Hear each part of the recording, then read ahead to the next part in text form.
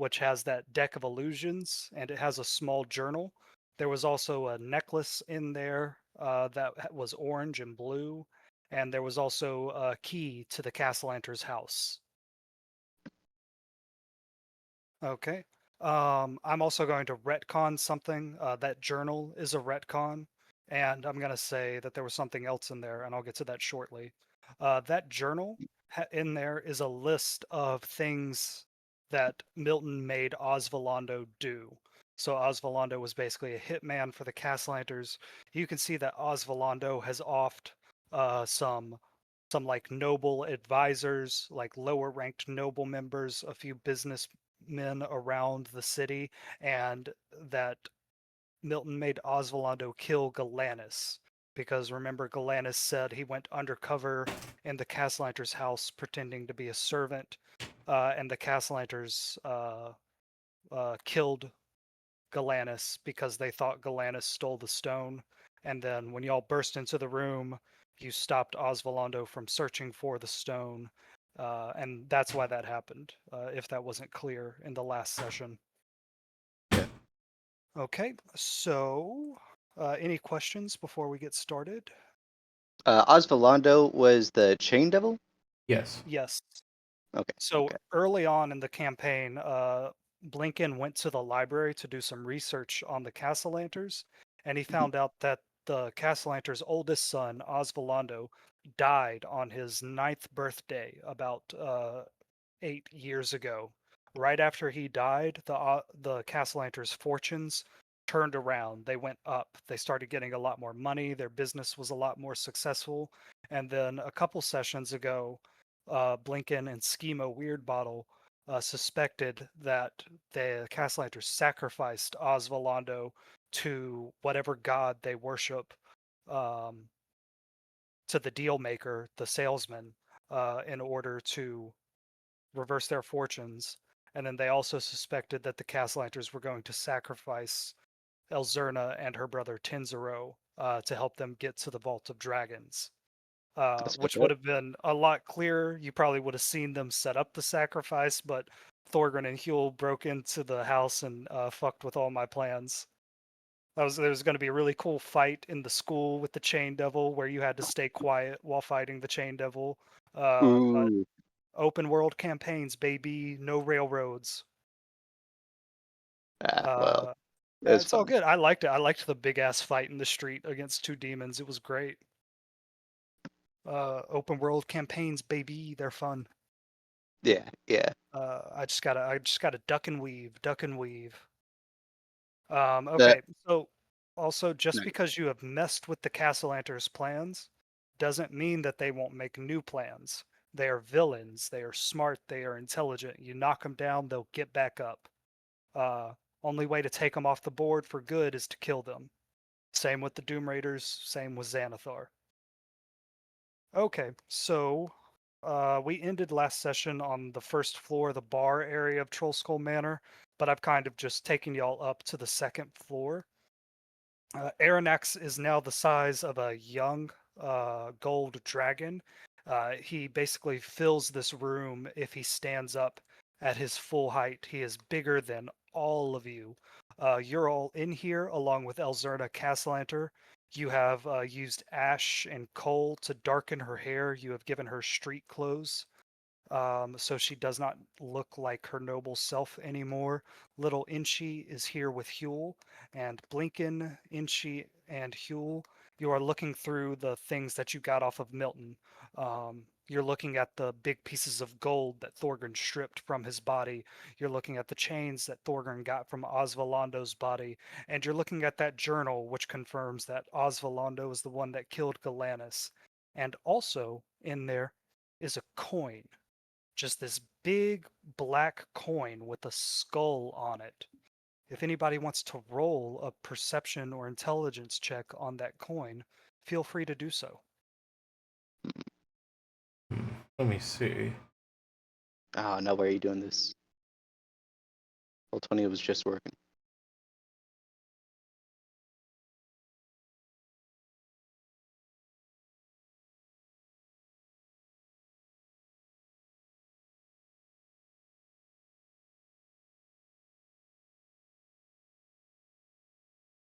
Okay. Perception, unnatural 20. Dirty 20. Ooh, Oh, dirty 20. dirty 20. Hmm.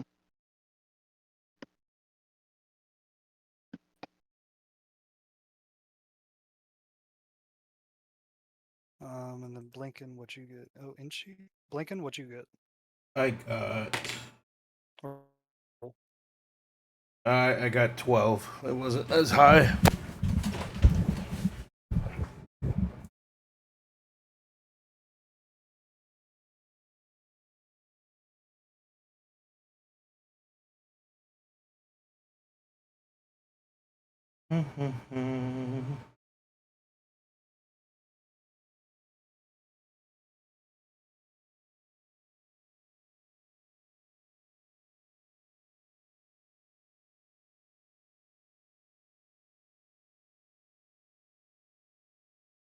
Hello? Yeah. I'm here. All right, my Wi-Fi's been acting wonky, so I'm using my phone as a hotspot. That Okay. should be more consistent. I'm sorry about that. No, Was it's fine. Sean the only one that rolled on the coin? I rolled a 12, so his is higher. 12. All right, Kirby, how about you? I mean, I'm in the roll 20 now. Okay. I can All right, make the we'll just roll. go. Okay. Yeah, I'll give it to whoever rolls the highest. I'm pretty sure it's going to be Inchy, though. Yeah. It'd be cool if you beat a 20.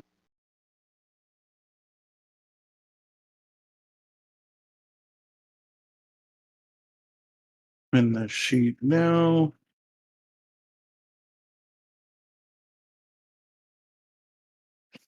Sorry about that. It's all good. Ooh, Close. he got so close. Oh, man. All right. Sean, with the natural 20 perception check, you can feel like magic coming off of this thing. Infernal, insidious magic. You've seen one of these before. Someone in the Thieves Guild was showing it off. This is a soul coin. Reading through Milton's journal, you know that this coin contains the soul of Osvaldo. Oh. Mm-hmm. Elzerna is next to you, looking at Aranex and going, I didn't know dogs had growth spurts like this. This is a silly dog.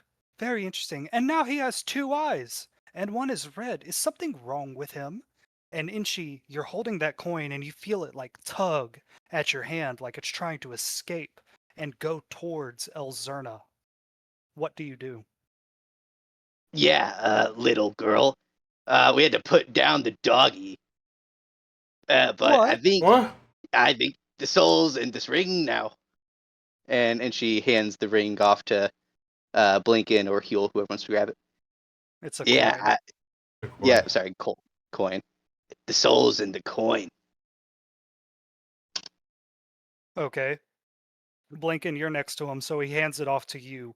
Again, you feel like the coin feels like it weighs more than it looks, and you feel it tug at your hand like it's trying to jump from your hand towards Elzerna.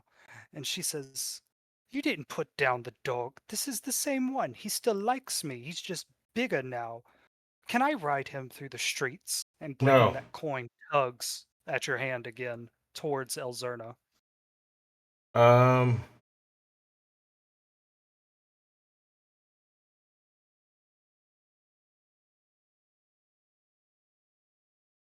I'm trying to.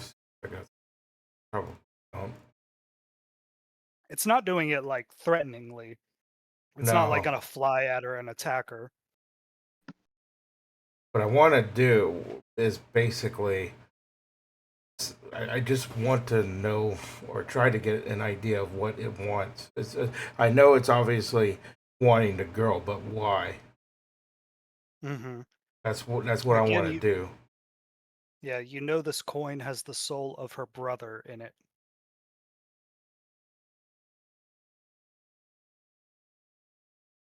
Um, Nice coin. We could probably sell it. I mean, yes, soul coins are worth quite a bit. especially to devils and demons and fiends. They love those things. I can bite it to make sure it's real. What do I want to do? I will. I can't really do anything. So, if I know it's for, obviously for her, it's we gathered the idea that it's, her brother. Um, I'm gonna, like, play it like it's, shaking my hand, and then just kind of let go gently, but I'm gonna be very close to the girl just in case something happens. All right. It flies out of your hands towards Elzerna, and before it even leaves your hand, she startles and she turns around and looks at you. And as the coin flies towards her, she reaches up unnaturally fast and grabs it out of the air. And as soon as it touches her hand and she holds it, you can see floating behind her the ghostly form of a young boy with chains wrapped around his arms and his legs. And his eyes are sunken, he looks sickly, but he looks out at the three of you and he nods, grateful that you were able to take him away from his misery and protect his sister.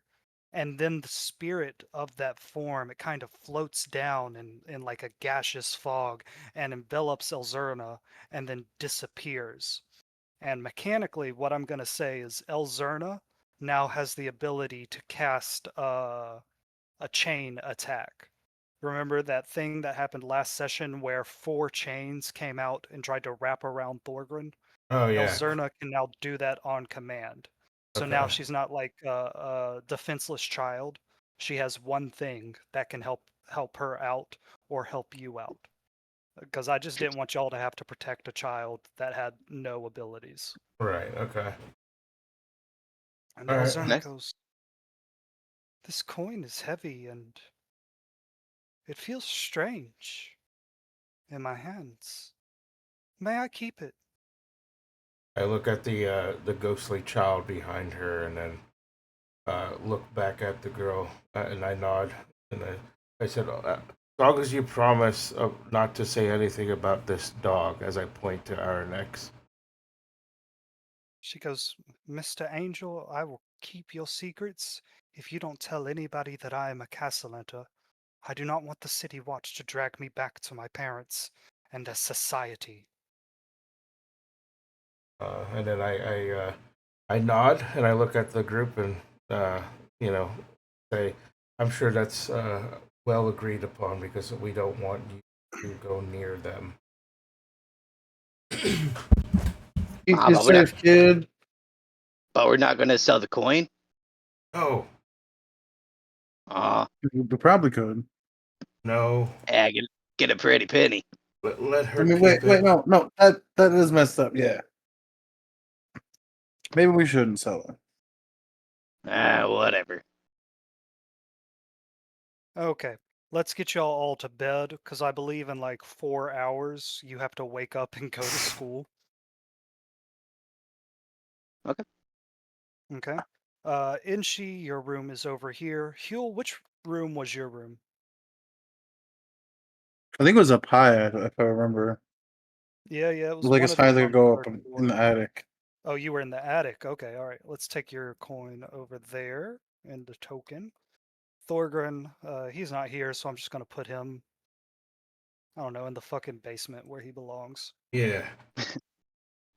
Also, Uh, and she did take the deck off the body before he left. yes, it was in that pouch. Y'all brought the pouch with you. So, Inchi, you have a deck of illusions. That Yep. is your uncommon magic item that I should have given you a few sessions ago, but you have it now. And Sweet. anytime y'all complete a heist assigned by the Golden Vault, you will get another uncommon magic item of your choosing. Okay. Yep. Um, where would y'all like Elzerna to sleep? Um, Probably somewhere close by, like at least in the second floor where we could reach her. So probably like I don't know, next room where there's a bed for me. So if there's anything wrong, I could check up on her, type of thing. Hmm. From what I remember, Blinken, you were up here on the room near the baths, so Yeah, she could sleep yeah, in the room opposite. yeah. Okay. All right. You tell her to go up there. And she runs off to bed, clutching that coin close to her chest, seemingly unconscious that she's keeping it close to her heart. And Blinken, you're now here with Aranex, and he's so big, you were barely able to get him up the stairs. You don't know how you're going to get him around in this big house made with these old wooden planks. And he looks at you, and he shares vision with you. And normally he can send you like still images, but now with that second eye, he sends you an image of his thoughts, a moving image of him wandering around Troll Skull Manor, his massive weight breaking the planks and the stairs. And he sends you an image of himself getting smaller and smaller and turning back into his stone form. The stone that you know is functioning as his heart right now. The stone of Galore or the stone of Aranax with those two gemstones in it. And you get the sense from him that you can, at any point, have him turn back into the stone. But if you want him to come back out in dragon form, it's going to cost you 1d12 of health, as he's going to take some of your flesh every time to do it. So this way, like Aranax can stay with you in stone form and you can bring him out, but it's going to cost you 1d12 of your health. Okay. Yeah? All Do you right. like the sound of that? I think that's fair. Let me add that to the notes here. Okay. So he sends that to you, and then he also sends you an image of you holding the stone close to your chest, close to your heart, just like Elzerna was clutching that coin. And he reaches forward his head to you, like he's asking for you to like pat his head and scratch at his scales. Do you do that? Yeah, I'll reach out and go ahead and scratch its scales and stuff. And he looks at you with one green eye and one red eye, and in the blink of an eye, with the flash of a light, there's the stone in front of you.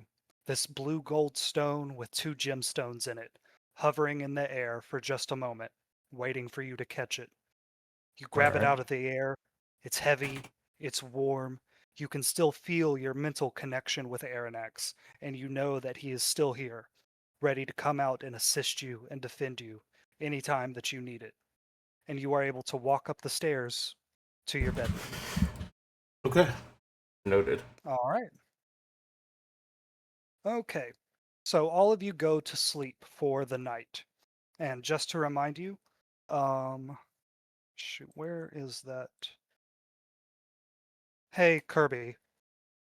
You said that you were looking at the items. What was that loot or that magic item called that you wanted the musical instrument? It was something like It's like instrument of the god, I instrument think. of attunement, I believe. I thought.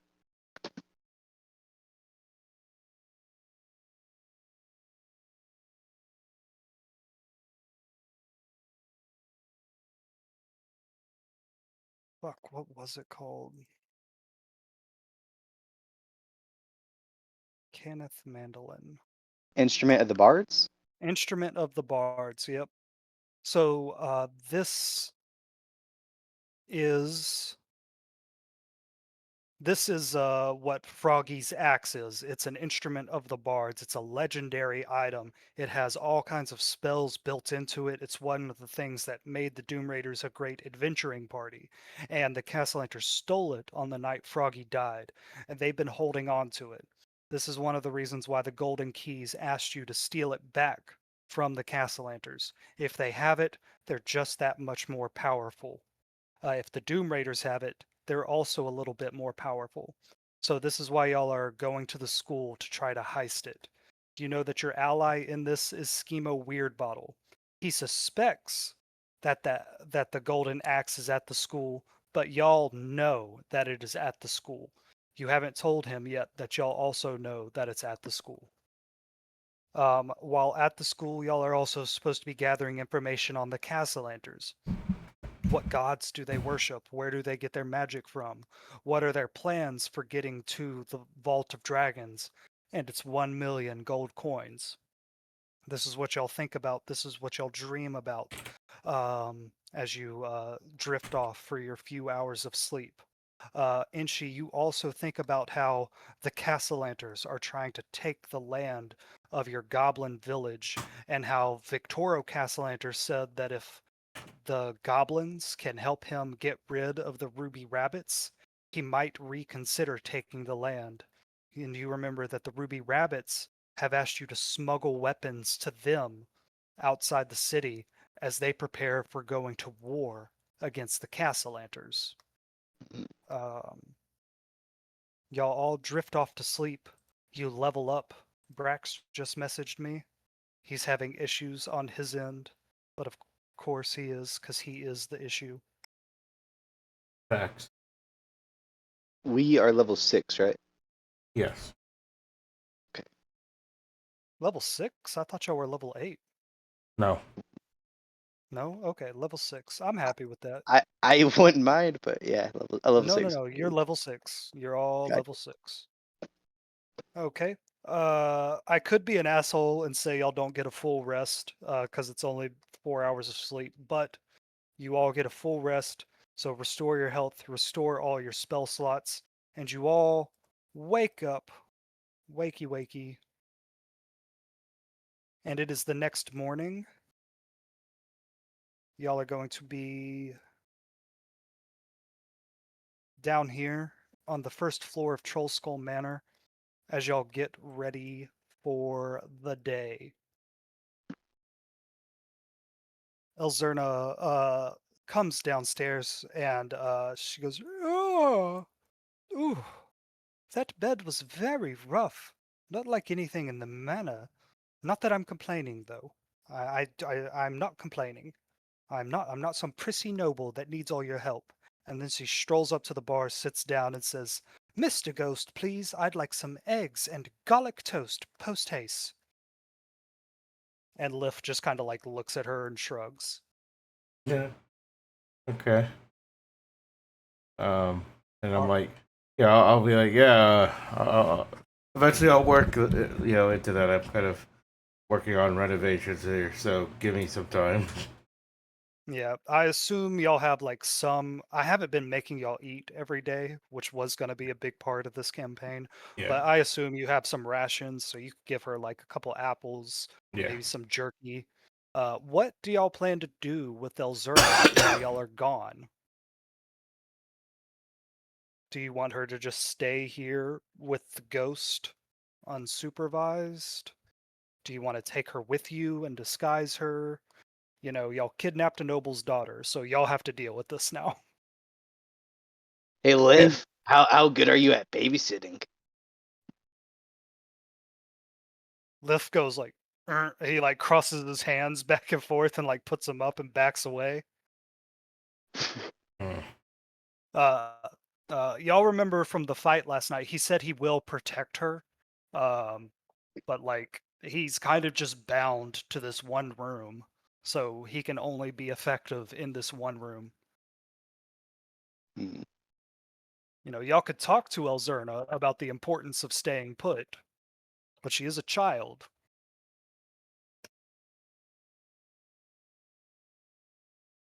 I mean, I look at Heal and she, I'm like, I'm not, I wasn't the one participating in, I whisper very quietly, kidnapping this girl, but, I don't know about you because I don't know if I want to leave her here. Or, I mean, does anybody have any ideas of? I mean, I don't think it's a good idea to bring her to the fucking school. Well, that'd probably be the best place for her, right? Is to be close to us within eyesight. Like, Yeah, but like we're all gonna be doing our thing, and then look at her. She's a child. She's gonna be, you know, probably wandering off somewhere while we're, do our thing. So And she shrugs. I just wanted to cut her finger off. Huel, she's your that's problem. that's not on the table. So that's okay. Yeah. I'm just saying, Huel, it's your problem. You drag her along for all I care. Blinken, you do know that there are guilds that basically run like babysitting services and preschool services. So you could take her somewhere and pay them to watch her for the day with a bunch of other kids, or you could pay someone a little bit more to come here and supervise her for the day. Or you could just like talk to her. Maybe I shouldn't have made this complicated. Maybe I shouldn't fuck y'all over on this. Yeah, I look at everyone else, and I'm pulling out my coin purse. I only have like 20 gold. Um, you know, there is an option to bring her somewhere. But I don't know if if it's good to do that. What do you all think? I'm having an idea, a brain. I can actually think now that Thorgan slept in. Lazy brute. I'm gonna start rummaging through my bag. I want to pull out this for the costume, yeah. Uh-huh. But since she's a child, I'm going to be concentrating the entire time on making her larger.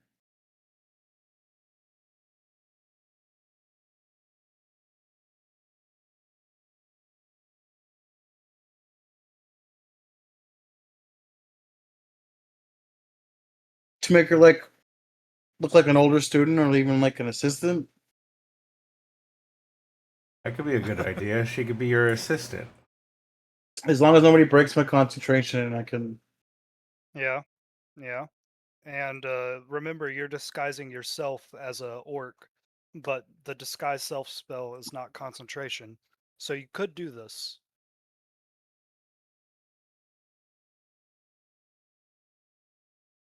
could work. I mean, if you're up for it, I'm okay with it. I think it'll be an interesting idea to have her like as your assistant. But let's talk to her and make sure, once we get this idea down, that she understands what we're gonna do. Right. They should be able to even follow along.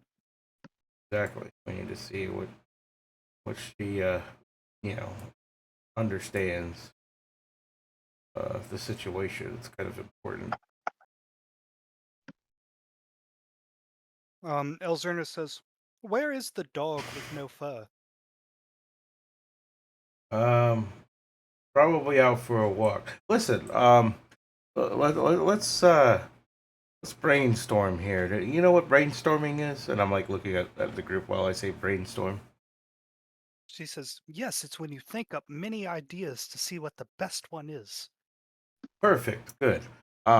So, uh, big issue here is that we don't want to leave you alone anywhere. So, I don't know if we got this idea. Well, mainly, and I point out he has the idea, but basically, what it is that you could play. What we could do is we have to go back to school.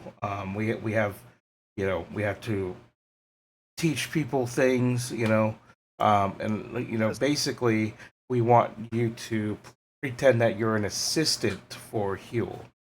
Um, and I look at Huel and kind of point at him. Yeah, him, Huel. She says, But wait, I don't under. And then it clicks, because Blinken, you didn't disguise yourself very much. She says, "You were at the school yesterday." Yeah, And then she like puts it together that the rest of y'all were too, and I assume y'all explained that. And she says, Okay, okay, yes, yes, I can do that. I want to stop my parents and the society as much as I can, but I am a bit scared to go back to El Torchel Academy. The society has meetings in the basement. We won't go there. So let me ask you what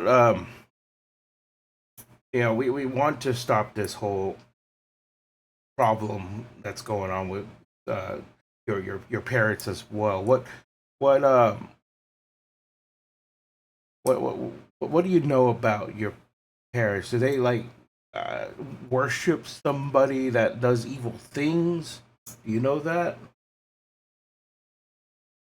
They worship someone. He looks like a person, but he's not a person. He comes into the manor all the time, or in the other noble houses, the other members of the society. He calls himself Avi. My parents say that if you do things for him, he does things for you. But he's always made my hair stand on end, and I've never liked how they promised him that I would be one of his followers, that I would make him more powerful. It always disturbed me. My other brother, Tenzero, he likes the idea of serving this god, or whatever it is. But I know that my parents sacrificed Osvaldo to this Avi, and I can't stand it. I barely remember my brother, but I do remember him. He used to sing to me. Huh. Okay. This Avi guy. And y'all Okay. remember that is the name that the salesman gave you Yeah. for himself. He called himself Avi. Okay. Hmm. So this Avi guy, huh? Okay. I think I'll need to research that more. Maybe we're getting somewhere. That's very good information. That's for sure. I'm Well, I'm well, gonna have Elzerna roll an intelligence check as okay, she thinks. okay. Difficulty 17 because she's a child and she doesn't pay attention to details. Oh my She got God, an 18 Jesus or a Christ. 17. She says, "My father once called him by a different name.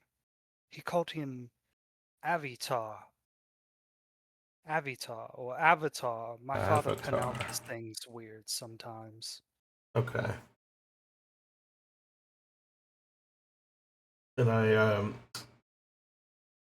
I look at Yule and I kind of whispered to him a little bit, kind of under a hushed tone, be like, that's probably your salesman friend there, buddy. And then I look back at the girl. Um, I I thank you for the information. You maybe one day you could be a good detective. Her eyes light up at that. That sound like that makes her so happy. She would love to be a detective, like from the storybooks, right? Yeah. She has one more bit of information. Okay. She says, "I know my parents were planning something big for the Founders Day parade in a couple of months. They said that's when all their plans would come together, and they said that I would help them with it, but they never told me how. They said I just had to do good in the talent show, and I would make Avi happy, and that would help them with whatever they're doing. Blinken, you know that the Founders Day parade is the biggest holiday in all of Waterdeep. The whole city comes down to watch a parade that stretches from the north of the High Road all the way to the south of the High Road. Every guild has a float, every noble house donates a float, everyone comes out for it. Even nobles from other city, royalty, leaders from other city come to see the massive Founders Day parade." Hmm. Okay. So I look at the girl and ask so were you like training or practicing this I don't know talent that you have to do or do you know what it is? Said, "My father and my mother wanted me to sing at the talent show. They said that I had to show Avi that I'm an upstanding member of the community, and that would make me valuable."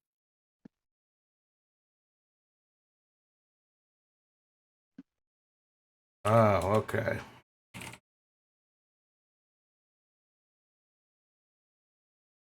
She says, I really don't know much more than that.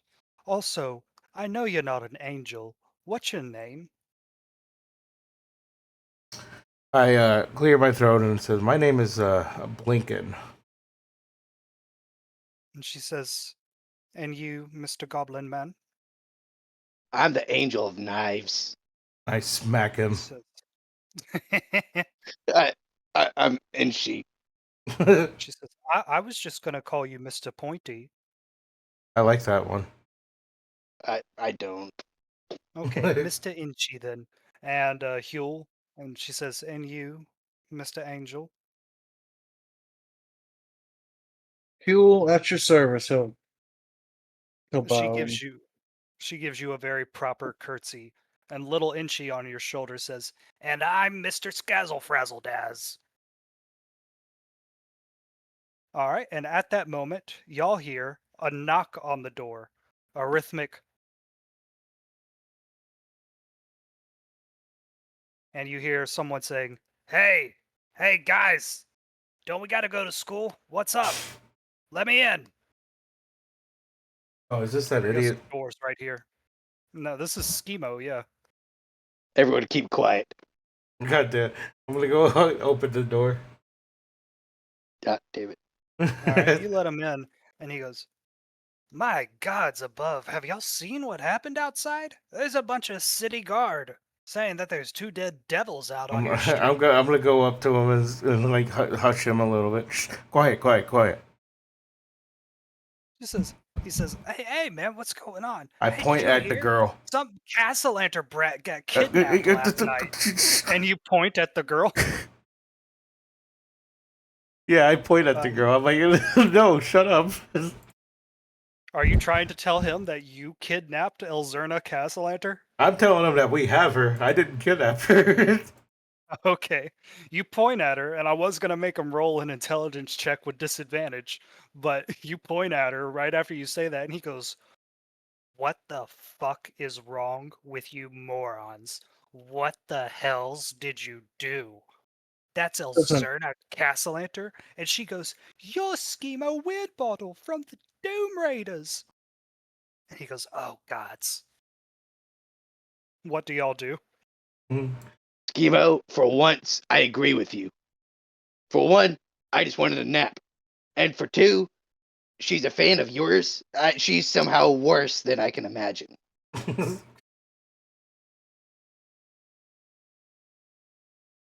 Schemo says, "Why the hells would y'all go and do something like that?" I was sleeping. listen. It was a heat of the moment decision made by Thorgren, who's also sleeping downstairs. We like to sleep around here, but look, she doesn't look nothing like her, and I'll like cast a spell and have the disguise, so she's like, Goes, oh, okay. see, Why are you making her an adult? Is she coming with us? yeah, she's gonna blend in. She can't just stay at this bar with the point over at Lith over there. Couldn't you have your dragon babysitter or something? Hey, where's your dragon? Uh, close to my heart as I Ooh, point to the stone. You show him the stone. Yeah. He sees that you have a second gemstone in it, and his eyebrows raise up. He goes, "What the hell's? When did y'all sleep last night? What did y'all get up to? I What did was it tell you?" sleeping. I was He says, sleeping, and then he says, these fools brought the little girl. Sorry, and I look at Elzarda. Sorry, but it's the truth. I, you know, things happened. It was a heated moment, and yeah. he goes, "Yeah, Blinks, my man. What did Hmm. you see? What did the red stone tell you?" Do you tell him about the riddles? Yeah, I'll tell them that there's riddles to be solved, and then I'll explain like what they were, and He I don't know writes if you know. he writes all three riddles down in a notebook, and he says, "That's great. That's great that we know them beforehand. Trying to solve riddles under pressure in a dungeon? Ugh, it's a nightmare, believe me. Okay, okay, okay. You kidnapped Elzerna Castellanter? And he's I like point at freaking out a Huel. little bit about it. I point at Huel right when he said kidnapped. I'm like, that's not me. That's him. He goes, Puts "Oh, his arms up. I was trying not to drink before noon, but here." And he actually hands y'all a little like like the milk bottle carrier from like old Yeah, like yeah, movies. yeah. Like he hands you one of those and it's got 6 bottles of wine. He says, "Here, I can't run the bar by myself and I just got a bunch of wine sitting around in our warehouse, so I figured I'd donate to y'all. So you have 6 bottles of wine. Well, 5." And he takes one out for himself and he just starts drinking straight from the bottle. Uh, so y'all remember that you have not told Schemo that you know Froggy's axe is at El Torchel Academy. Do y'all want to keep doing that, or do you want to let him in on that? Because remember, if y'all have this item for yourself, it's potentially very powerful.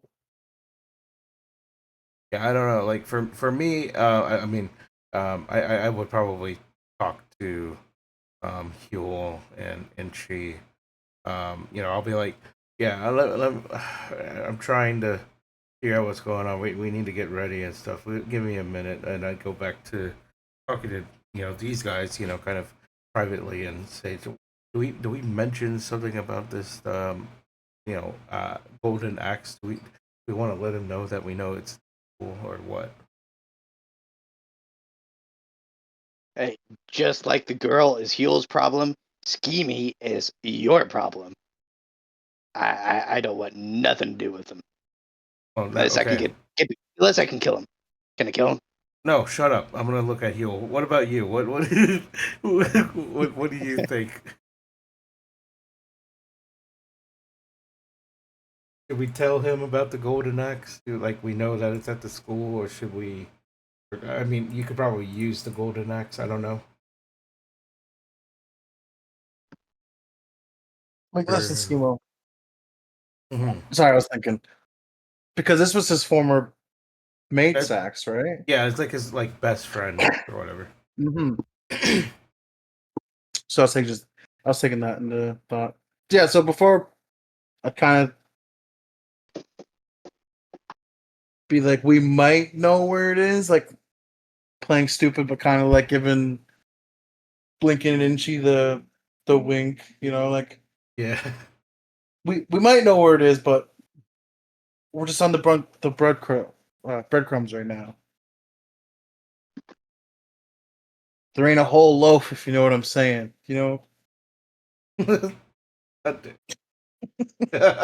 Okay. So y'all want to tell him that you think it might be there, and that's basically what he thinks too. Yeah. Okay. Well, All right. we'll say like we know, like it might be there, could be. We haven't seen it. Right. Okay. So y'all are all looking for it together then. Okay. Yeah. Yeah. All right. I just wanted to clarify that. Give me just a second to finish chewing this. Yep.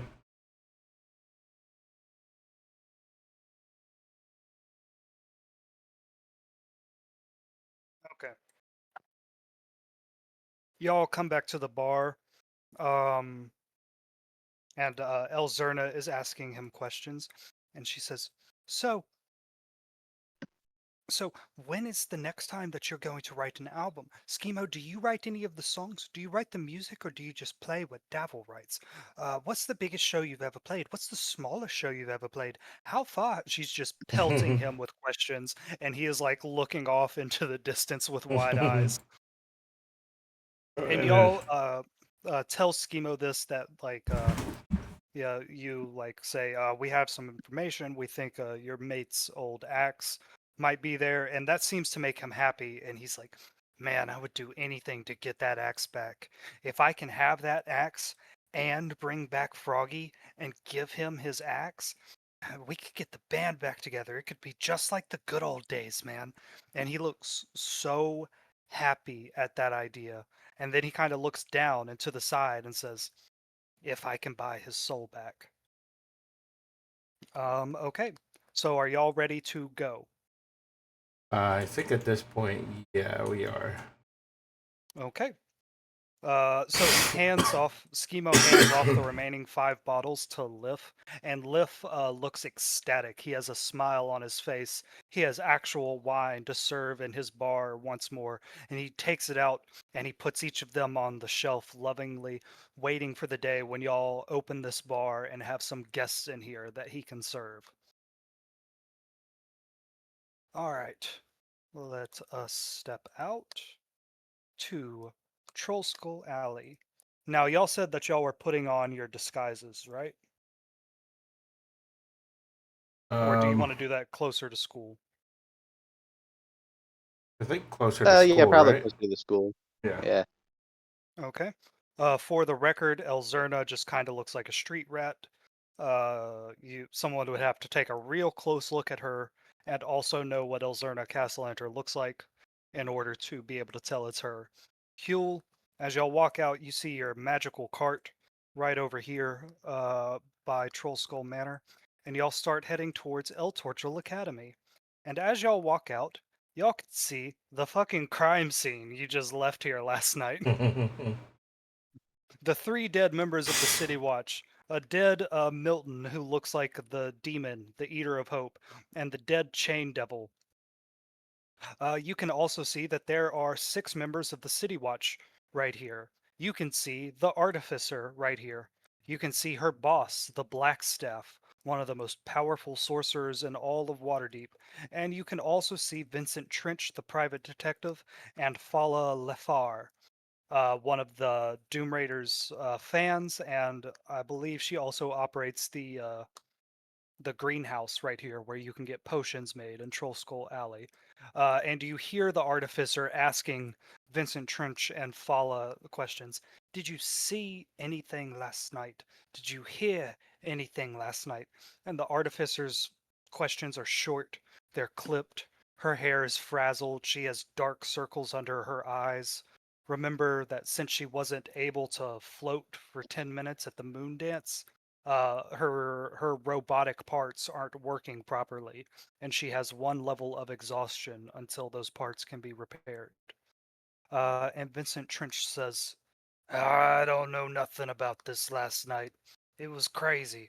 There were guards running all back and forth throughout the city and throughout this alley, saying that some Castellanter girl had been taken.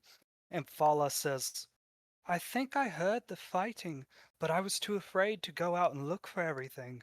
Normally, my girlfriend, Zara, goes out and does stuff like that, but she hasn't been around for a few days. And the artificer goes, yeah, okay, all right. And she goes back and reports to the Blackstaff. And the Blackstaff is looking at these members of the City Watch and says, it appears that this area is full of necrotic energy. Artie, we will need to get these people back to Blackstaff Tower and do a full autopsy. And get those fiends back. Put them in a lead box and bind it with magical chains, just in case they come back to life. And Artie says, yes, Mom. But after we do that, I need to be excused. I need to go see a doctor. He says he might be able to help me with my condition. And the Blackstaff says, of course, Artie, whatever you need. Do y'all want to say anything to the artificer as you pass by? And she grins and waves at her. Hey, Mrs. A. She says, hi. Inchi, yes, Inchi's your name. Yes, hi, good morning to you. Huel, Blinken, and Schemo, y'all all look at him and you notice that he is subtly and quickly put on a disguise. He's made his skin darker, his ears pointier, he's made himself a little bit taller, and he's grown a beard. So he doesn't look like Schemo Weirdbottle. And y'all all walk past. A few moments after you pass, though, the artificer says, Mr. Blinken, if I may have a moment. Blinken, do you stop? Yeah, I'll keep walking, and then when I hear my name, I'll kind of stop and turn around and look at her and say, "Yes, well, of course." She says, First of all, what she looks at you and like her eyes are bloodshot. There are dark circles under it. Her hair is pulled back in a very messy bun, and her skin looks like she hasn't like slept right or washed it for a few days. She Mhm. says, First of all, what are you doing here in Troll Skull Alley?" Well, I wanted to look into, inquire some, and I look around. Well, looks like I can't really since it's a mess here, but I wanted to look and see if I could get some good literature here. But of course, I noticed that there's a bunch of dead bodies here. She says, Yes, yes, some kind of devil attack, and I'm investigating a possible thieves guild kidnapping of a noble. This city every day it's getting worse and worse. I don't need any extra problems. You remember what I asked you to do about the Doom Raiders, right? We need some hard proof to get them thrown away for life. Are you working on getting that for me? And I nod and said, "Yeah, it's just obviously taking some time. We'll let you know once I get some stuff, but it's kind of hard to do right now, obviously, with this devil nonsense that's going on." She says, All right, Mr. Blinken.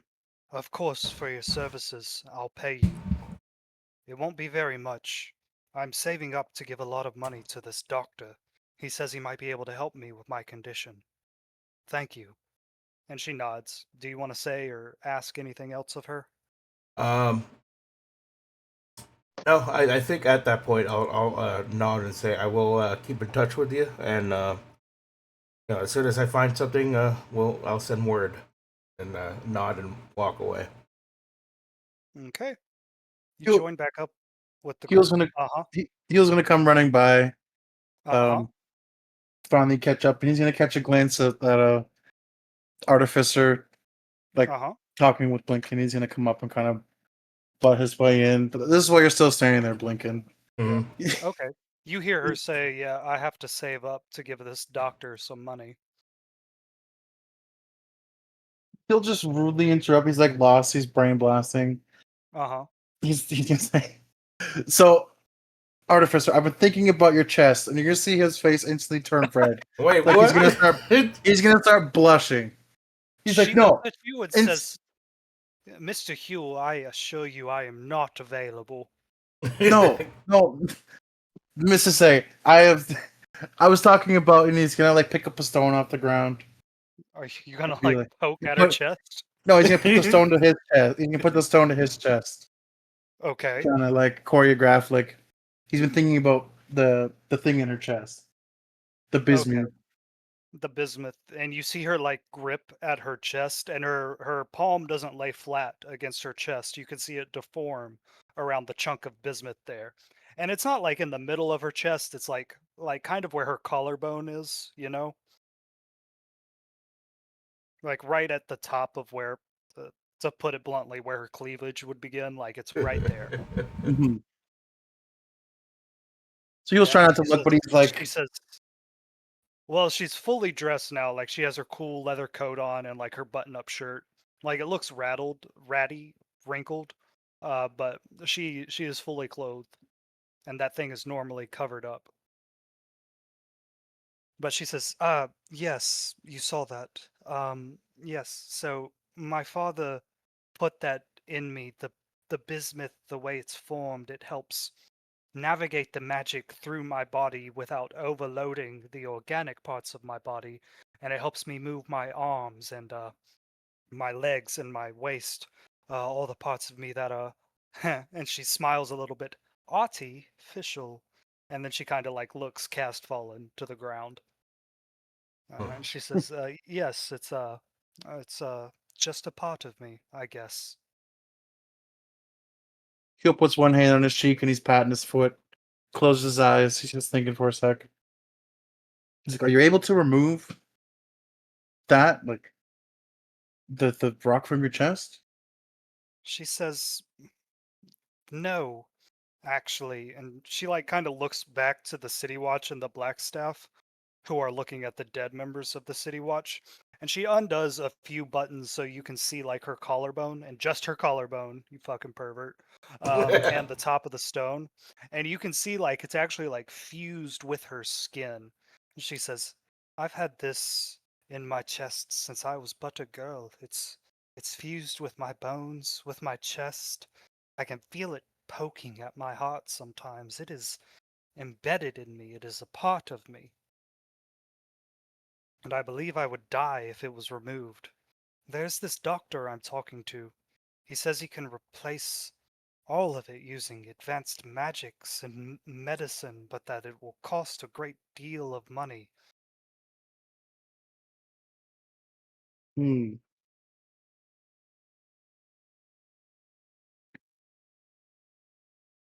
He did say that maybe there was some sort of deal we could work out, maybe if I could provide him a service or two, but I'd like to pay him up front. Sounds like somebody we know who likes striking deals. Do you say that? Yeah, he was definitely gonna say that out loud. She says, "Oh, you've met Dr. Avi?" Oh God. Oh I'm like, I'm god. like, I'm like, I'm like, I'm like face bombing real hard once I heard the name Avi. Yeah, I'm like this scoundrel doesn't even use a different name. He's so original, isn't he? She says, Uh, "I've met a few of his patients before. They swear by him." And she like puts her fingers to her eyes and says, "Gods, I need a coffee. I was up all night dealing with this kidnapping." And she says, "He seems Nasty business. legitimate. He has records going back. Even some of the nobles swear by him. I do not despise who I am or what I am, but it does have its drawbacks.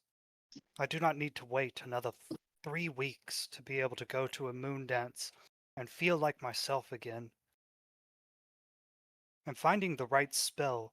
It's not that I need a spell that makes me levitate. I need a spell," and she snaps her fingers because she's having trouble thinking of the words.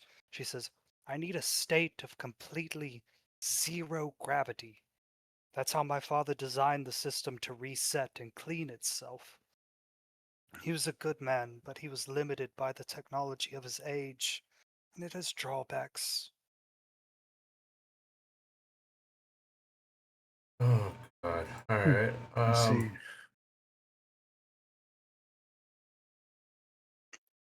Anything else Question. for the artificer? Yes. Not for the artificer, but would us as characters in D&D know that space doesn't have any gravity? Um, it depends on how well read you are. There are uh Faerunian characters that have gotten to space. There Okay. are legends of wooden ships that sail through space. There are obviously there's the astral plane, which is that in space? I mean, I it's What's mean, the pretty much place you go space. to in Baldur's Gate 3 with the meteors and everything? That's the yeah. astral plane, right? Technically, that's the astral plane. Yeah. It's kind of Yeah. like space where the Huh. gravity's like less and it Yeah, gets all yeah. weird up there. Yeah. Neat. Okay, I That just could want to be know if a way to there's. help the artificer out. Yeah. I just want to know if there's the possibility of us knowing. Okay, thank you. Yeah. I have wanted to do a Spelljammer campaign. I Um, heard those are Spelljammer. those. I heard those are fun. Spelljammer is D&D in space. Yeah. The magic ships they use, they don't call them spaceships, they call them Spelljammers. Oh, Yeah. Anything else for the artificer? I'm just kind of setting up her next story arc here. Uh, not from me. I don't think. I'll just like nod and try to give a sigh when she leaves. Like, you know, going back to the group saying like, "Oh God, this Avi guy's getting on my nerves." Mm-hmm. Yeah, like we'll And leave you to it. You seem busy. We'll be yeah, in and she touch, Mrs. A.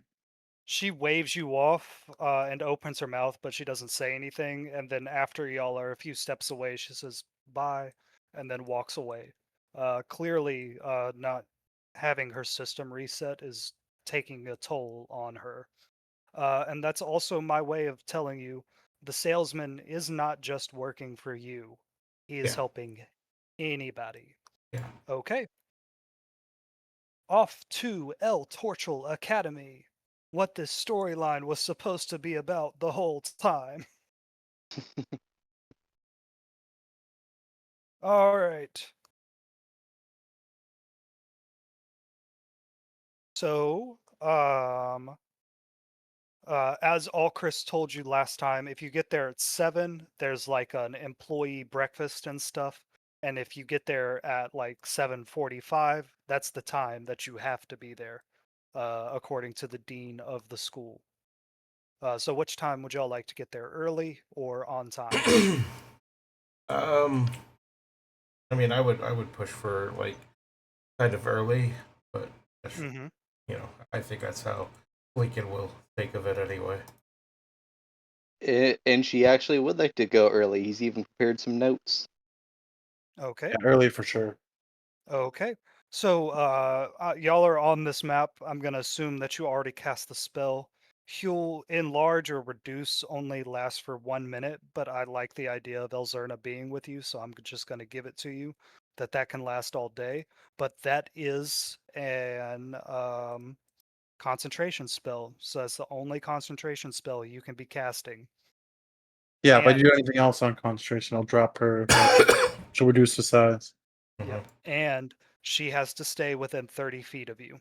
But because you gave her a disguise kit, she will like have the clothes of an adult and like adult makeup and stuff, okay?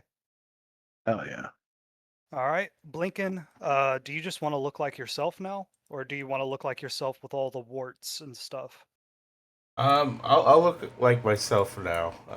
And then if people ask you, yeah, it's weird. I don't know. Maybe some food allergy. I didn't even know that I got. So I'm okay now.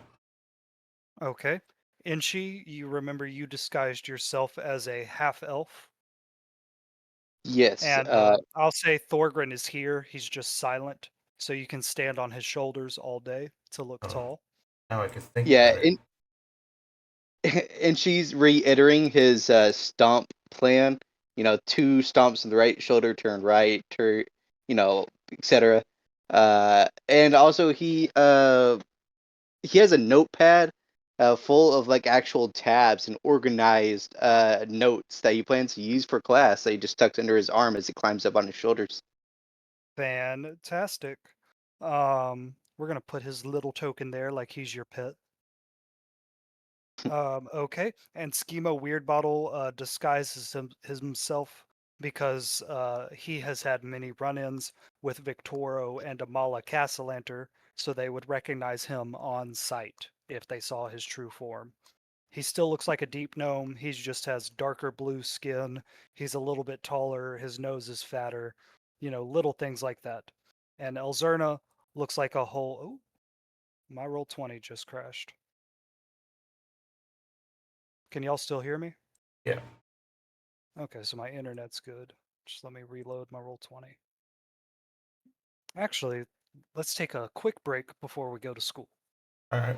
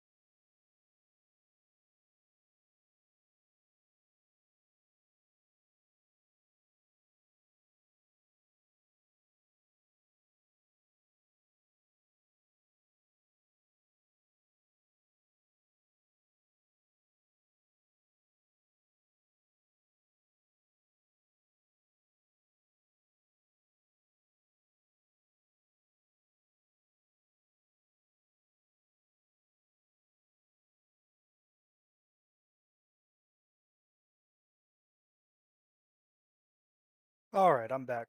Is everybody ready? I'm here. All right, Sean and Kirby, sign off when you're, or let us know when you're ready. Sorry, sir. All right.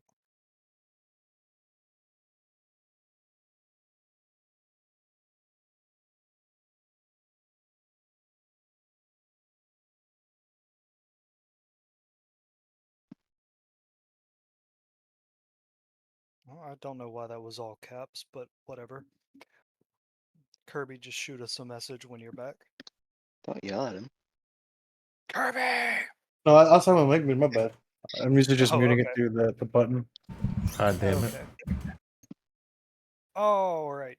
My bad. So since y'all are here early, you're going to be here for the employee breakfast, and the students are not downstairs yet. So let me change a few things around. Woo!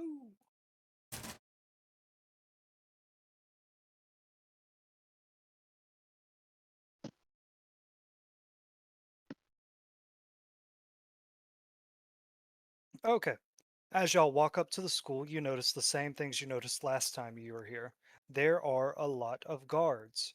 There are guards up on these watchtowers here, all around the school. If you zoom out, you can see that there's a watchtower to the west and the east as well.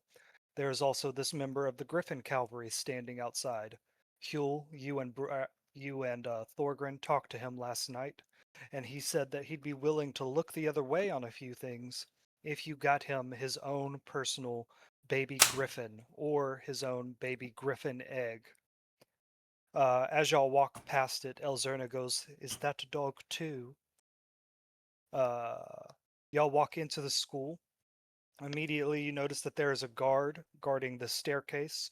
The staircase leads upstairs to the student dormitories and downstairs to the basement, which you know is off limits. And you walk forward, and you come to the the Great Hall from Hogwarts, basically. Nice.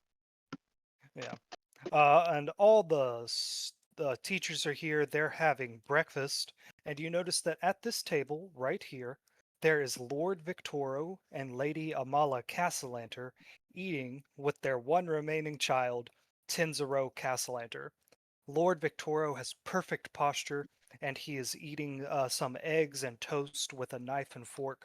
Lady Amala Castellanter is eating some berries with her fingers, and Tenzero is poking at a sausage with his fork over and over again, filling it with holes. When Elzerna Castellanter sees her family, she kind of hides, or she tries to hide behind Inchi, because Inshi's the only one that's as tall as she is right now. You notice also in here, there's the Jester Bard from the Sea Maidens Fair playing a soft tune, providing music for this hall. And then at the grand table, there is Lady Thea El Torchel, Lord Thesp El Torchel, the ghost teacher, who I forgot to name, Joster, the master of physical arts, Mr. Skalderang, the master of music, and Alchrist, the master of history. And when y'all walk in, they go, "Ah, the teachers from Candle Keep. We're so happy to have you here. Please come in. Have some sausage, have some eggs, have some berries. Enjoy yourself before the chaos of the students descend upon us." All right. And Schemo whispers to all of you, "All right, guys, remember, we're trying to find out more information about where the Castlanters get their power from, their plans to get to the Vault of Dragons, and where Froggy's axe is at, the Golden Mandolin. All right, and from here, y'all are free to do what you want. Elzerna is always going to stick with Huel to make sure that her enlarged spell is always active. Remind So, me your teacher names. yeah, can you remember your teacher names? Mine's just blinking. Yeah, yours is just Yeah, blinking. because I told the truth with my name. Yeah, yeah. That's been a winning strategy for you so far. Enshi, do you remember your name? Oh, Mr. Grun. Perfect. Huel, do you remember yours? I think I might have said Phyllis. Okay. Oh yeah, I forgot to make you do an interview. Um, Shit, maybe one day we'll do a flashback to that, but not today. Because I just want to move the story along. And Schemo called himself shit, what was it? Kelsier? I think he called himself Kelsier. Or Kaladin? I think he called himself Kaladin. It was somebody from a Brandon Sanderson novel. Okay. Um, everybody roll initiative, and we'll see who goes first. I'll make Schemo roll initiative too.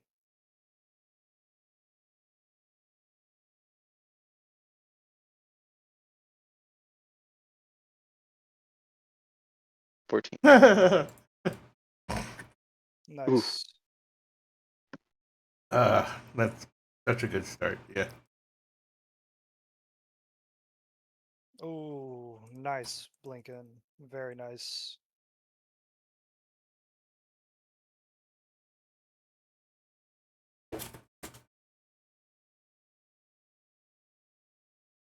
Um,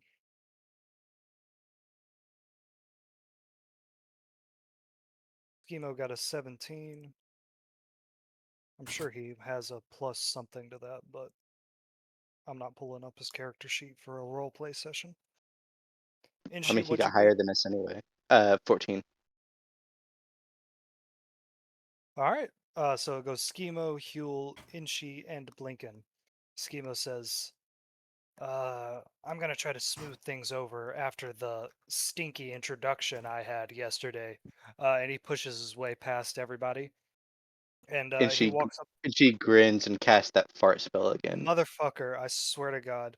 All right, he's actually gonna walk up to you, Inshi, and he says, "Hey, man, we're both here working together. Let's try to keep it cool, okay?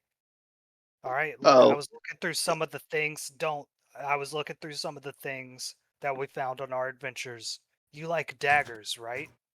Okay, I have a uh, magic dagger I will give you if we can call this a truce. If me and mm, you can be just two people working together, not friends, not enemies, not people that make each other fart, just can we just chill, okay? how magic is the magic dagger? It's a blink dagger. Do you know what that is? Is it like a blinking dagger? Like the pommel is Blinken's face? That'd be kind of It's a cool. dagger. If you want a dagger with Blinken's face, I can give you that instead. That's kind of no. I would just give it to him. It's kind of creepy if I had a dagger with Blinken's face on it. A blink dagger is a dagger that you can throw it and then teleport to where the dagger lands. Whoa. Yeah, right? It's pretty Mm, cool, right? It would be nice if I could keep it for myself, but I'm willing to give it to you because I'm trying to be friends with you. mm, fine. Fine. Okay, if we do this job and you don't fuck me over, I will Mm, give you the blink dagger free of charge. I'll try. Mm, I imagine you're like twitching as you do that. yeah. Yeah. Okay. All right. He squeezes his way past you and he walks up to the table and he looks nervous, like he's expecting you to do something. And he walks right up to Lady Faya and he adopts that very nice proper posture that you saw him have yesterday. And says, Lady Faya, Lord Thes, thank you for letting me come and teach musical instruments and bardic arts at your school. And he gives a very polite bow, and he collects a plate and starts collecting fruit. And he is going to sit down next to Sylvian Scalderang, the music teacher, the the guy that teaches very proper music and chorus. And then Schemo is here as the master of bardic arts because there's a lot of different types of bardic arts, bards of lore, other types of bards, things like that. All right, next up is Huel. Huel, what would you like to do? I was in horticulture, right? Like, Yes. And your disguise is as a half orc with gray skin.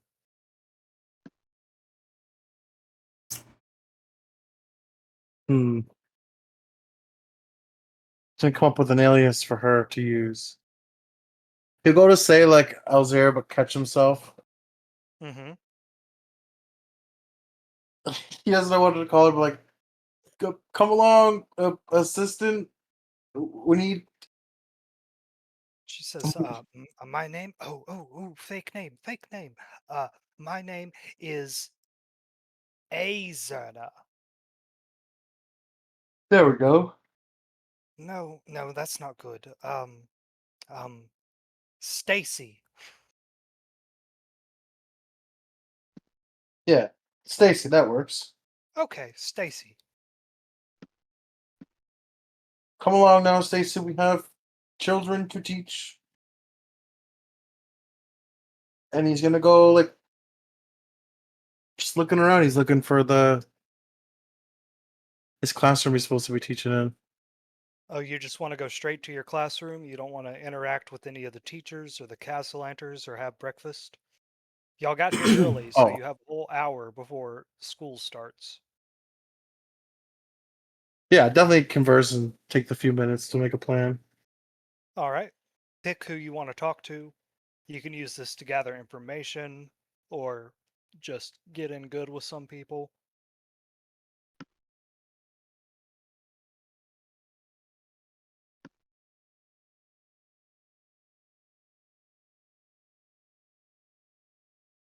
Um,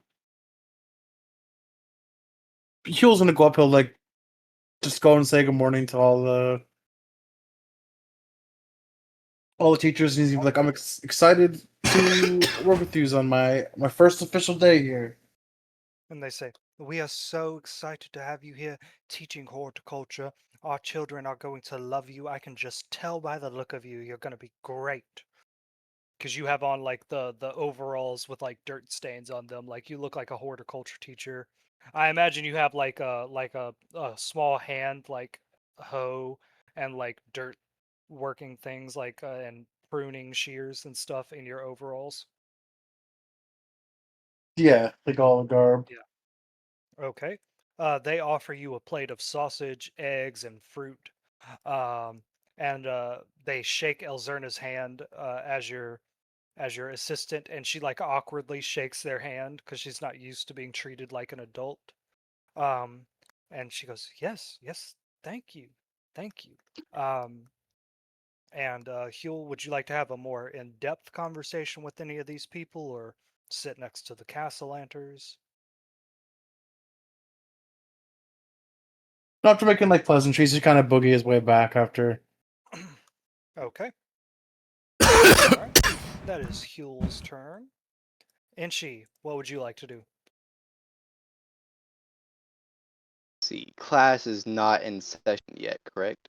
Yep, y'all have another hour to talk to people. And if y'all don't want to do that, we'll do it this round, and then next round I'll have you in your classrooms doing stuff. Sure. Uh, yeah, no, I think and she's just grabbing food and sitting next to Huel. He wants to eat. He's hungry. Okay. Inchi, as you and Thorgrin walk up towards the table, uh, the Tenzuro Castellanter, the child, is like staring you down, and he's not blinking at all. He just kind of like slowly watches you as you walk across the hall, and you can tell that Lady Amala, and Lord Victoro are whispering to each other about something. You walk up to the table, everybody shakes your hand. They're so excited. They're kind of like, I cannot believe. Lady Fea has told us about your magic duel with Lord Victoro yesterday. Everyone is so excited to see you teach magical defense, and they offer you a plate of sausage, eggs, and berries. And then you Uh, said you wanted to sit by Huel? yeah. He says, oh yeah, he fared well. I'm looking forward to working with y'all. And she then takes his leave to go find Huel. Okay. And Blinken, you're last up. I assume you want to go get some food as well? Yeah, I'm gonna, grab. I'm gonna walk up and then, grab some food. Just All kind right. of sitting down and, politely nod at people that are looking at me and smile a little bit and eat my food. All right. As you walk up, Tenzero also stares at you, unblinking. You go up to everybody else. They say, "What? It's a pleasure to have you here, Master Blinken." They offer you a plate of food and exchange niceties. As you turn around, you notice that Lady Amala and Lord Victoro are whispering to each other. What would you like to do? I'm gonna sit down, like a table, kind of not so close to them, but enough to maybe see if I could catch some words. And I'll roll perception for that. All right. Which table? You can drag your token Um, to the table. Let me see. So they're like right here, right? So I'll say Mm-hmm. probably like sit like here, kind of Okay. you know, like right here, just kind of minding my business, eating food, smiling, and I try to listen to Okay. see if I could pick up some words while they're whispering. Okay. Roll a perception check. Okay. I'm gonna say DC 15. Okay. I rolled a 16 total. Ooh, very 13 plus nice. 3. Very nice.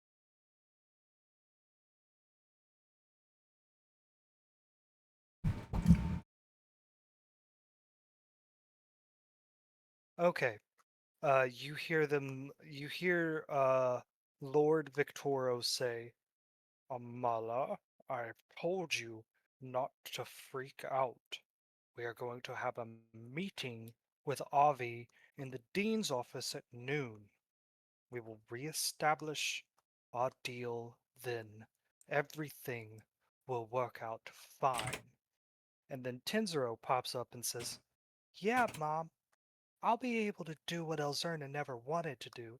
I'll be willing in a way that she wasn't." Okay. And that's the only bit of that you can hear. Okay. Over at the other, or Schimo's turn, you could see that he is engaged in a deep conversation with Scalderang up here. Scalderang is going on, and Schemo is kind of just encouraging him, going, "Yeah, yeah, oh, tell me more about that," really getting Scalderang to open up. And then over at the other table, Inshi and Huel, Elzerna, like, tries to take a few bites of her food, but she doesn't really seem to have an appetite. And she says, "I'm trying so hard not to look at my parents and my brother. How do you do it, Mr. Huel, Mr. Inshi? How do you how do you maintain a deception like this?"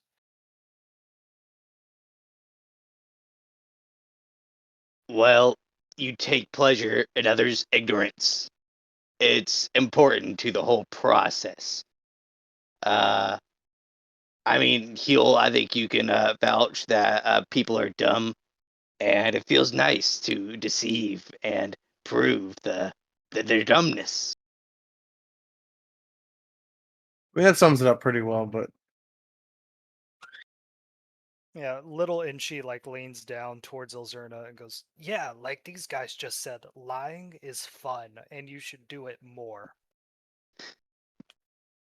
Did did any of you catch what those nerds teach? As he points to the other teachers. Yes. So it is on their tokens. Alchrist is the master of history. This ghost teaches monster biology. Lord Thesp teaches magic theory and stuff like that. Lady Fea is the dean of the school, Lady Fea El Torchel. Joester is like the master of arts, like painting, sculpting, things like that. Scaldering is the master of music and like chorus and like instruments. And then Schemo, the biggest nerd of them all, is like the bardic master.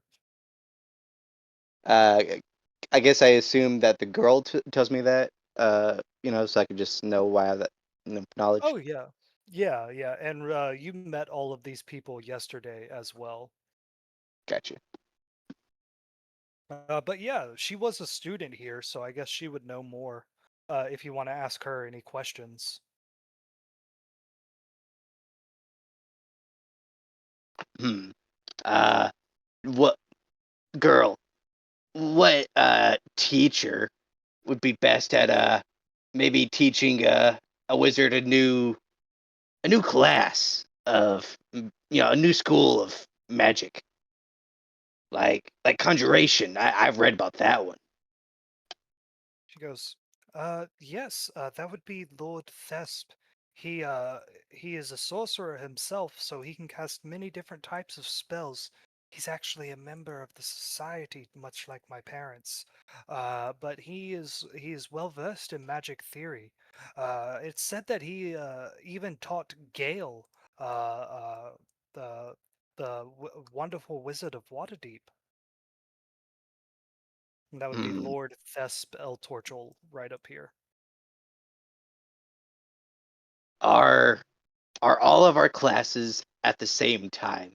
Will I be teaching during Lord Theft's class? She says, so the classes here rotate. So you teach each class for about 2 hours, and you have three classes a day. Uh, Typically, the teachers give the same lesson every all 3 times. But the teachers sometimes vary it up. They have their own studies. Sometimes they leave things open to discussion. Sometimes they let us talk amongst ourselves or focus on our other projects. And the students sometimes have other things going on. We go to the library to do our own research, or we have other things to do. Like a lot of children right now are preparing for the talent show. I was going to play the piano. Other people are doing magic acts. Some people have different types of art projects or things like that. Sometimes we sneak out of class and we chase the cats that are around the school. That sounds fun. She says it is most fun indeed. They're the slipperiest of cats. They could run through walls. And I swear sometimes I hear them talking to each other. Talking? Hmm. Are you all right? Okay. Huh? You heard them talking. She says it must be a trick of the mind, but yes, I swear sometimes I hear people whispering to each other. I round the corner and it's just a couple of cats, and then they scurry off.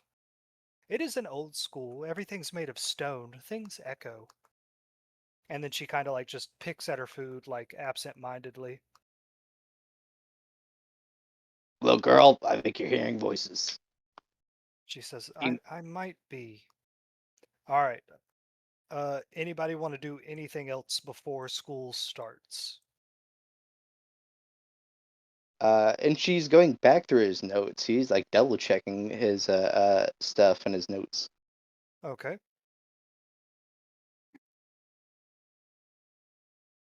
I'll basically uh, be all right. I'm just gonna like double checking on everything. Sure. Yeah, My, yeah. my Your stuff is dis- great. yeah, your disguise is up. You have your stone of Aranax in a pouch. Do you have it like in a pouch around your waist or like around your neck? I'd probably say it'll be in a pouch. Okay.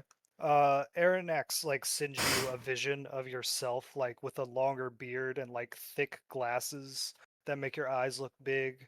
And you're like pointing at a blackboard with chalk marks on it. And he thinks it's a very humorous image of you like being a nerd and teaching class. Okay. All right. All right. So school is going to start. I'm going to drag you to your classrooms, and we're just going to have a couple of like fun scenes of y'all like teaching your class, okay? Yep. Okay. Let me do these teachers first. There's Aranax, or fuck, what's his name? Alchrist, ghost teacher. Lord Thesp is in the magic classroom down here.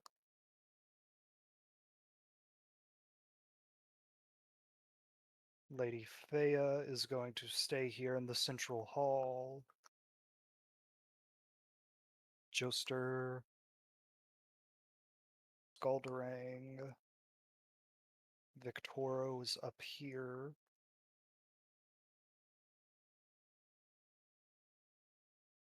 Alright, and Huel and Elzerna and Little Inchi go to the horticulture room. Thorgren and Inchi go to the magical defense room. Y'all can zoom out on the map to see where all of this is. Blinken, your guild arts classroom is actually going to be up here next to Huel.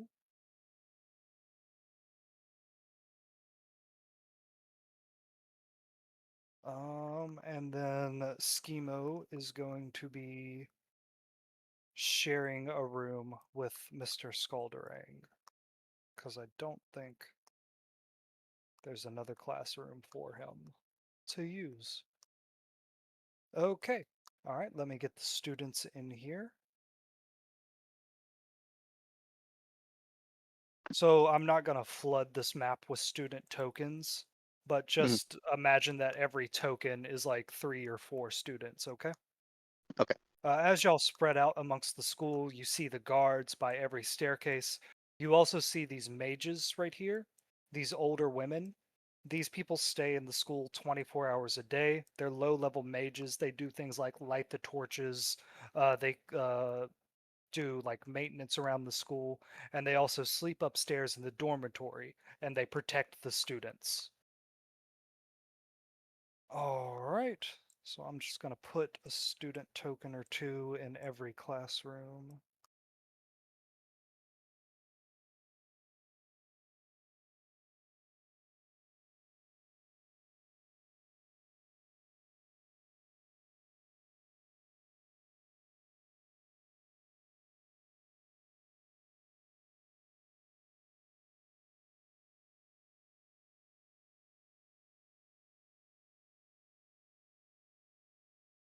Okay, and we're going to go back to the top of the order, which is Schema Weird Bottle, and since none of y'all are there with him, you don't know what happens.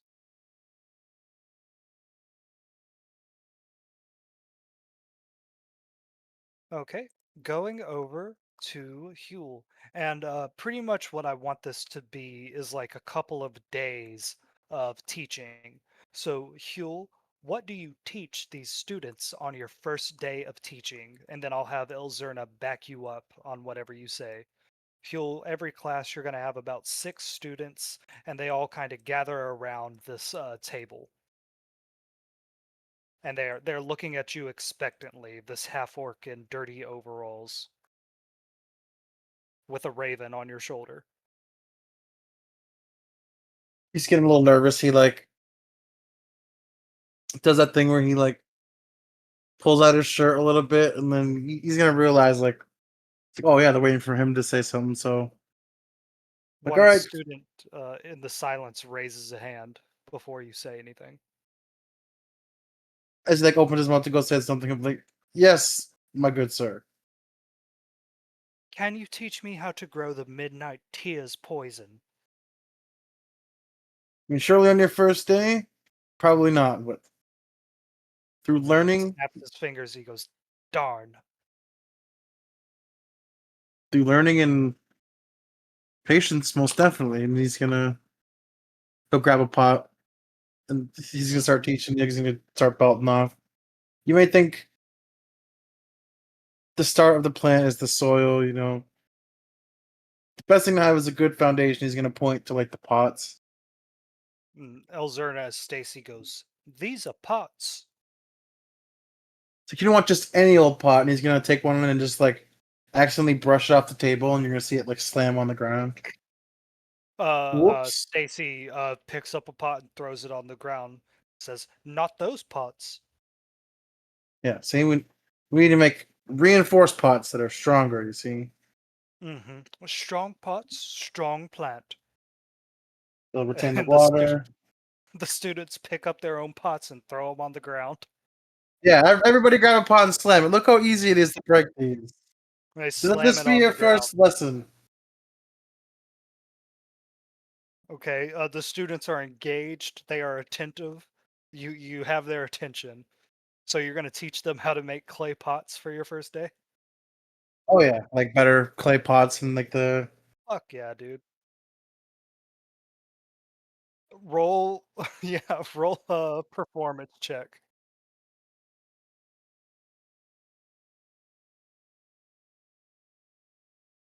Oh That's with a +7, dude. yeah, dude, Ooh. that was bad. All Ooh. right. All right, you had the students in the first half, but in the second half you kind of like lose like their attention, like they're not like super engaged at the end of it. They were like, "I thought we were going to make the plants that come to life and follow you around, like the druid master did last year." Like you hear them whispering that. Huel, as you are teaching, you notice that through the wall appears a cat.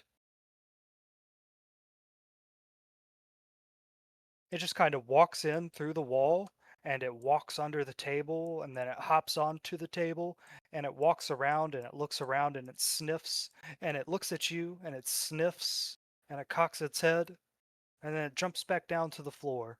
Do you do anything?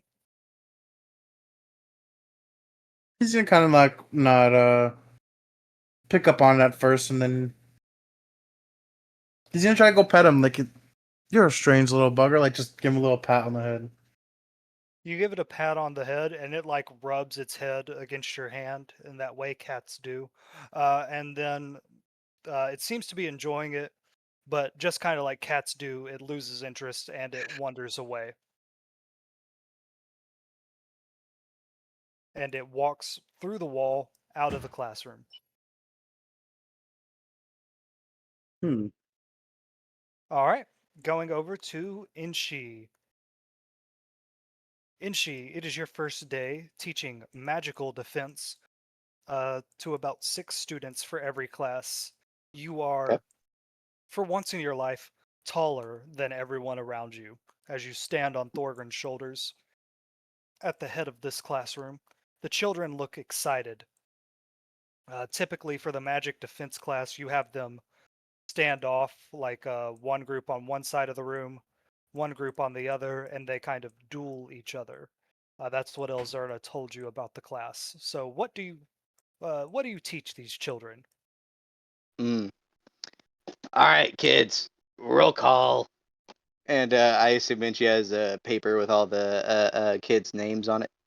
Improvise 6 fantasy names for me. Race. Kenneth. Yeah, Are you there? Good to yeah, see you, Race. um. Uh. yeah. Not so easy, is it, huh? Wixer Fienite. Wixer Fienite, are you here? Here, sir. Uh. Bob Lee. Bob Lee. Here, Probably. here. Big boy. Hello.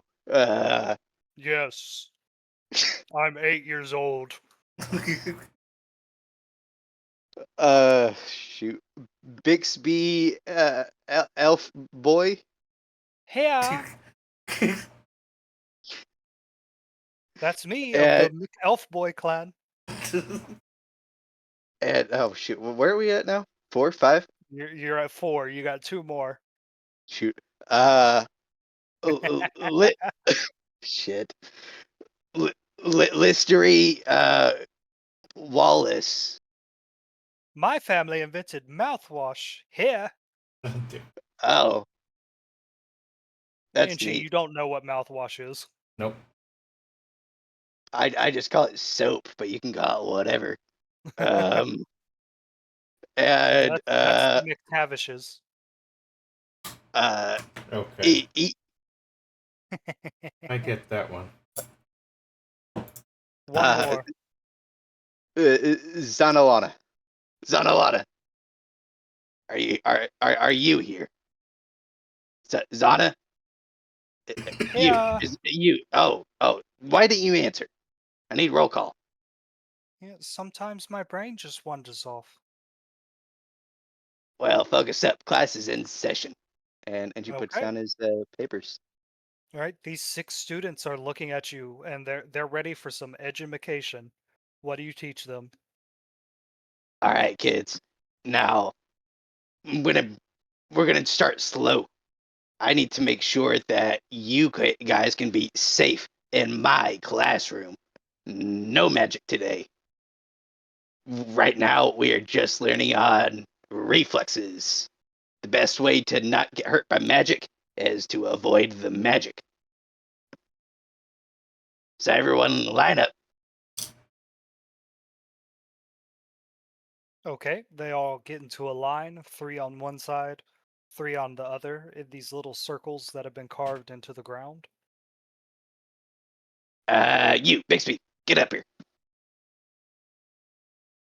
Yes. Oh, yeah, Bobby, you can take his place. Bixby, you stay there.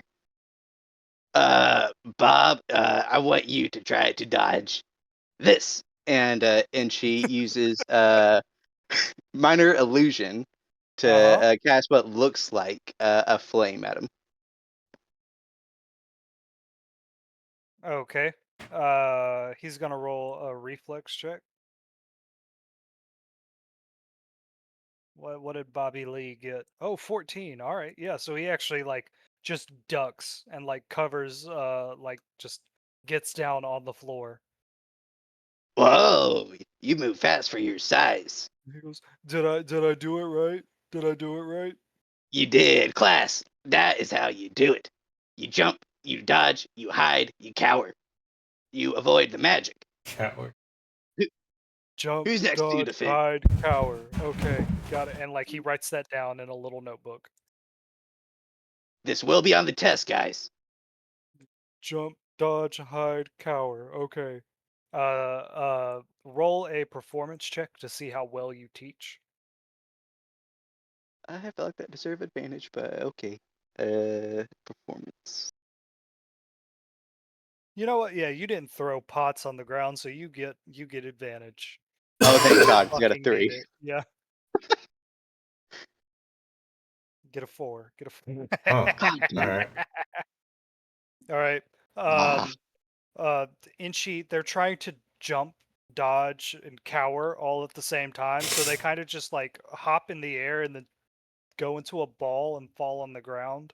And at the end of the day, like you have some students with some very banged up knees who have uh, not been taught spell casting. But it's just day one. Blinken, over to you Mm-hmm. for your guild arts. You are in a workshop. There's all kinds of different things around. You imagine the artificer would be at home here. There's like little tubes with like chemicals and potions over here. There's like some crystal that's distilling stuff over here. There is like a meter saw, like like a foot operated meter saw. There are different types of tools on here. This room on the map, it looks pretty magical, but I want you to imagine it more as like a guild arts room Okay. where you could kind of teach anything. What would you like to teach your students today? Look at the students, and I'll be like, children, I know I look about your size, but don't let that fool you. I am here to teach my Blinken, pride and joy. Yes. a paper ball hits you in the face as you're like, or in the back of your head as you're writing your name on the board. What do you do?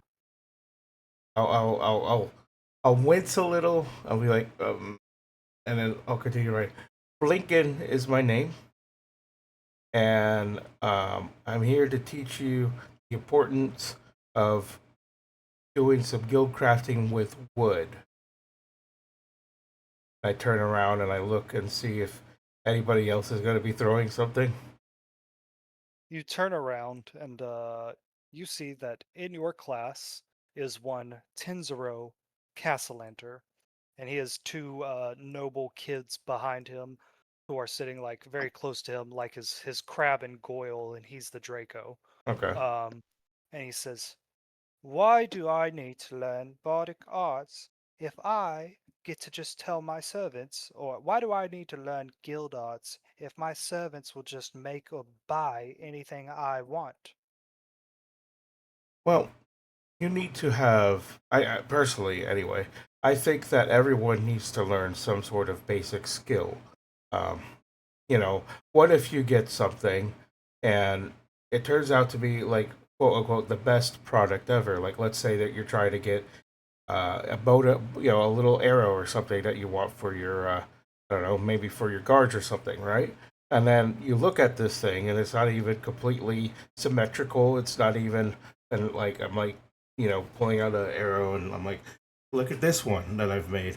And it's like perfectly symmetrical and, the feathers and stuff is aerodynamic. And like, let's say if this was twisted a little bit. So let me go ahead and throw this towards the wall here, and you'll see my perfect throw. Okay. And then I'm going to throw the Okay. fucking arrow at the wall, and it goes straight, Okay. as straight as it can. Now, I All pull out right. another arrow. What if you get something that is quote unquote the greatest item ever, but you, as an untrained person, wouldn't notice the difference. But if you look at it, and then I twist the arrow a little bit and place the feathers on opposite sides, and then make it a little awkward, and then I'm gonna throw it on the opposite side, like towards the board.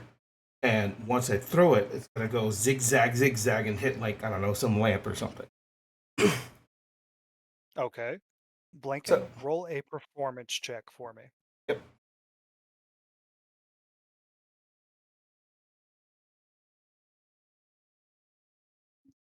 Performance. It will be 12. A 12. Not bad, not super great, but better than it was worse. So Tenzuro leans forward, like he's intrigued by your lesson involving weapons. He says, "Well, how can I know a bad arrow from a good one?" Hmm. He steps out and he wants to examine the arrows that you have. Yeah, and I'll hand one to each child. Like these are the perfected ways of making arrows. This is the importance of somebody with a trained eye that knows what whatever wood crafting is supposed to be, right? Because it's not just arrows that we could make. We could make a bridge. We could make doors. We could even rebuild maybe a standing theater for all we know. So it's important to know the ins and outs. And I was taught measure twice, cut once, and then like I kind of show them the difference between the perfect arrow, and then I pull out that other janky arrow I made with like the feathers out of place and then kind of curved a little bit. So look at the difference, right? There's one that's perfectly Okay. straight, and then the other one is kind of curvy and weird. Okay. Yeah. And there's like a grinding wheel in here that you can use to like get out imperfections Right. in the arrow and stuff like that. And that's a decent first day. Like Tenzuro, and thus he's the most popular kid in the class, so everybody else is interested because he's kind of interested. Okay. At one point, like there's a window right here, and you see Stacy Elzerna knock on it, and she Yeah. says, Mr. Blinken, do you I know how will. to make clay pots? I look at her and I'm like cocked my head a little bit. I'm like, what? You know what? No, never mind. We got it. And then you hear like the sound of like a pot breaking. Okay. Okay. So, um, I want to, there's going to be like 5 days in this week. Okay. I'm gonna make you roll like like have fun doing your class, and Yeah. then each of you gets to perform an action for the day. So going back to the top, Schema Weird Bottle is going to spend his action talking again to Mr. Scalderang about the talent show. Because remember last session, or a couple sessions ago, Victoro asked Schemo to teach Elzerna with a special lute. So Yep. he's going to talk to Mr. Scalderang and see if he can get information on that. Going to roll a persuasion check. And since he is a level 3 bard and a level 7 wizard, he gets a little bit of a bonus to that. So he's going to learn some valuable information. He'll share that with you later.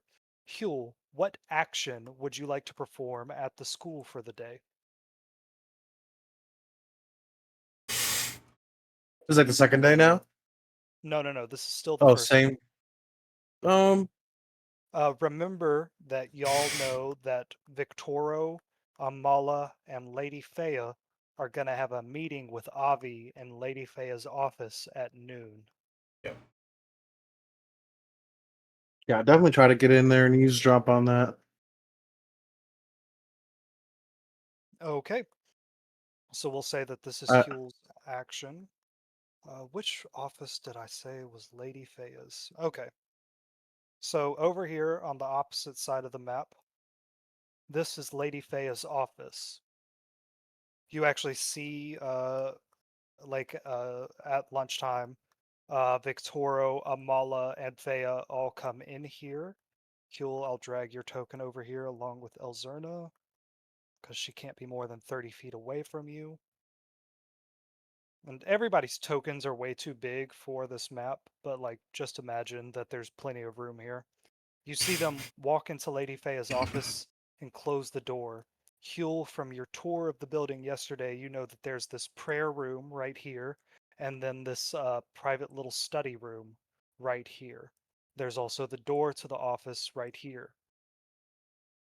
What would you like to do to try to eavesdrop on this meeting? he's gonna put both of his hands on his face for a bit. And he's thinking.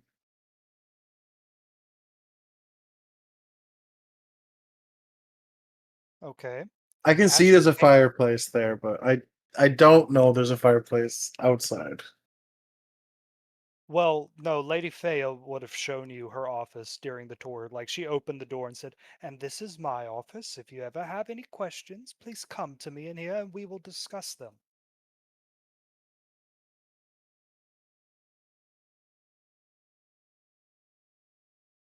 Oh god, Huel, as you're thinking, your raven leans over, opens its beak right next to your ears, and you hear the voice of your friend, Avi, the used cart salesman, say, "Hey, Huel, buddy, how's it going? It's been a while. It's been too long.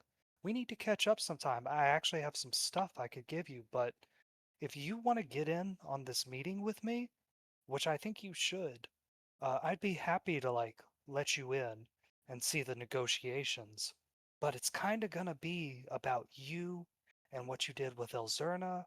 They're gonna ask me if I can do something to show them where Elzerna is, uh, and they're gonna offer me a lot of things for it, you know. And I'd be happy to protect your identity. It's just gonna cost you a bit. What do you say?" he's gonna like hit both of his arms on the wall for a second, like how you lean on the wall and think about it. Because look, it's not gonna even be that much. It's gonna be a little bit, such a tiny, minuscule amount. You're not even gonna miss it. 15% of your share of the Vault of Dragons, and I'll protect your identity, and I'll make sure precious little Elzerna over there doesn't have to go back to her mean old mommy and daddy. Hmm? He's thinking harder and harder, like, you know, you keep trying to scam us and trick us with these deals. He's gonna say that out loud. He says, "Scam you? Huel, how have I ever scammed you? I gave you the cart, I fixed it up, it had a nice new coat of paint on it. I did that thing for Blinken yesterday, I helped save Thorgrim's life." Fuck, I've lost his voice. I Exactly. did that See, thing for Blinken yesterday. I helped save Thorgrim's life. Huel, I always follow through. Please don't let these nasty, horrible, awful, fake things that these people say about me get into your head. I'm your friend, remember? yeah, friends don't trick each other into taking each other's money, and she never tried to steal my money. He tries to steal my life and stab me, but he doesn't try to steal my money. How did I steal your money? I gave you a cart, 15%. and I He's didn't like, even take it all in one. I let you do a payment plan. I'm being so good. I'm being so nice. That's a better deal than you would have got with any other cart salesman in this city. And yeah, I want a piece of the Vault of Dragons so I can give it to the people of this city. Because I know that if you get it, you're going to want to spend it on yourself. And of course you would. You work hard for it. But the people of this city, they need a leg up. They need some help pulling themselves up by their bootstraps, don't they? He's like, yeah, they do. And he's gonna start whispering. He's like, 15% is a lot. 15% of your share. So just 15% of your share. And like, I don't know if y'all are going to actually cut in schemo, but if it's just a split between the four of you, that's 15% of a quarter of the Vault of Dragons. That's not really that much, man. You're not even going to miss it. It's going to be such a small amount. You're not even going to know, but I'm going to do so many good things with it. Keel's thinking now, like he's running out of options, and And Elzerna is just kind of like, she's standing on her tippy toes. She's not like used to being this tall. She's just like kind of idle. She's in an idle animation. yeah, like the NPC, like looking left, looking Yeah. right. Yeah. He's gonna say 5% for you not to say anything is way more than enough. Goes, how about 10%? That way, that's a compromise. I'm not getting what I want. You're not getting what you want. But we both get a little bit of what we need. Hmm? He's gonna shake little Inshi's hand. He's like 10%, Okay. but So what he's gonna happens? like, Hold oh, up, hold up. What sorry. happens is little Inchy's hand doesn't come out. Little Inchy has an imp hand. It's red. It has 3 clawed fingers. What happens is a human hand comes out of little Inchy's mouth to shake your hand. Yeah, like Keel's in the corner, like huddling, keeping it low key, obviously, like not doing this Yeah. out the open. Yeah, and he's gonna like whisper. He's like, he'll pull him closer with the hand, and Uh huh.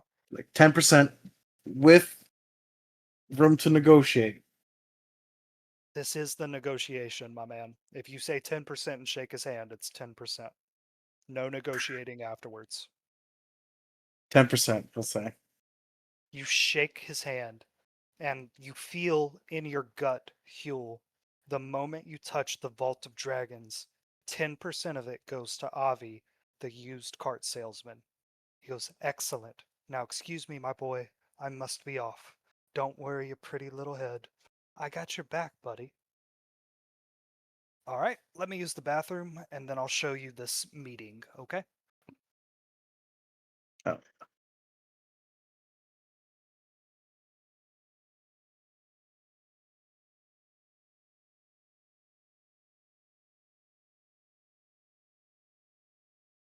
He keeps getting us. He keeps getting us with more. He's gonna scam us. Oh, right back.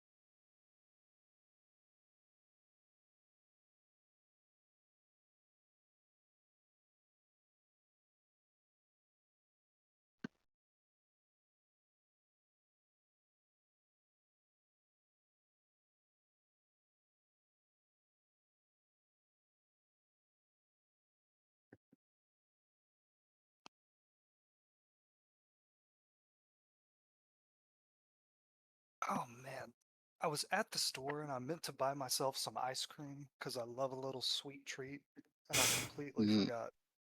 Oh well. All right, is everybody here for this? This is important. Yes, I am. Oh, I think Kirby getting a drink. All right, Kirby, let me know when you're back. Ugh, I'll grab a drink too and see if I can find something sweet to eat.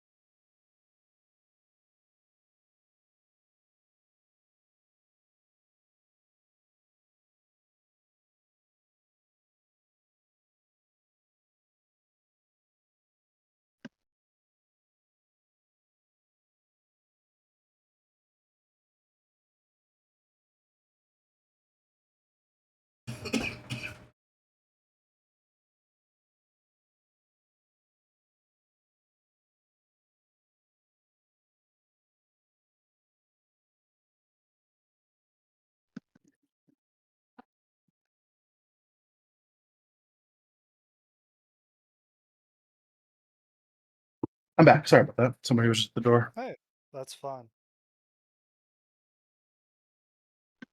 Yeah, he was just gonna be kicking himself and like back at pacing, and he's like 10%. Like he's just gonna keep saying it over and over. Okay, and Elzerna kind of snaps out of it and goes, Huel, are you okay? Or Mr. Huel, are you okay? He's gonna look over at her, and because he is puzzled, look over to a smile, and he's like, Huel, you begin to speak to her, and your eyes roll back in your head, and your vision goes black, and you hear her say, Mr. Huel, Mr. Huel, but it sounds far, far away. And then, Huel, you see yourself in the office with Lady Amala Castellanter, Lord Victorio Castellanter, and Lady Fea El Torchel. You look at your hands and your feet, and you seem to be enclosed in shadow. The edges of the room seem to be a bunch of moving shadows. Only Amala, Victorio, and Fea look solid and real. And you see stepping from the shadows Avi, the used cart salesman, and he approaches the three people in this room who are knelt in prayer, and he says, my loyal subjects, it is so good to see you. It is so good to see all of you. Please stand up and let us negotiate. Victoro stands up first, seemingly unaware of your presence in the room, Huel, and he says, Avi, where the hells is my daughter? Where the hells is Milton? And Osvaldo, you were supposed to protect us. We have been loyal to you. We have been great to you. And then Amala Castellanta says, my lord, have we wronged you in some way? My family has worshipped you for generations, and for everything to go so wrong like this. And Lady Fea just stands up and kind of bows her head, and crosses her arms in front of her, saying nothing. And Avi, the used cart salesman, turns to Victoro and says, you call yourself loyal to me, Victoro? You follow none of my instructions. I tell you to put all your fortunes into the factories, and you refuse to because of your ego. And Victoro steps forward and arrogantly says, the factories do not turn out work worthy of the Castellanta name. I will not dilute myself for some uh,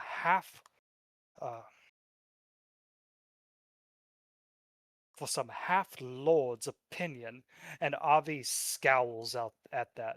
He steps back a bit and says, and you call yourself loyal, yet you clearly have your own ego at heart. And Amala steps forward and says, my lord, you know we want to worship you. We want to bring you back to your full self. Victoro just has different ideas on how to do that. He believes that by remaining noble and remaining pure, we can give you what you need. And Avi, the cart salesman, says, what I need is for you to do what I say, which you don't do. And Victorio steps forward and says, fine, I will do what you ask, but my daughter, you must return her. We have to have her in order to sacrifice her to you, which is what you wanted. And Avi says, well, then you should have taken better care of her. It's not my fault that your gift to me just got up and waltzed away in the middle of the night. Did you not have proper security? Did you not use any of your noble money to defend your manor? And Victoro says, your servant, Milton, and our god, Osvaldo, was supposed to protect us. And Avi says, well, they tried, but they clearly failed.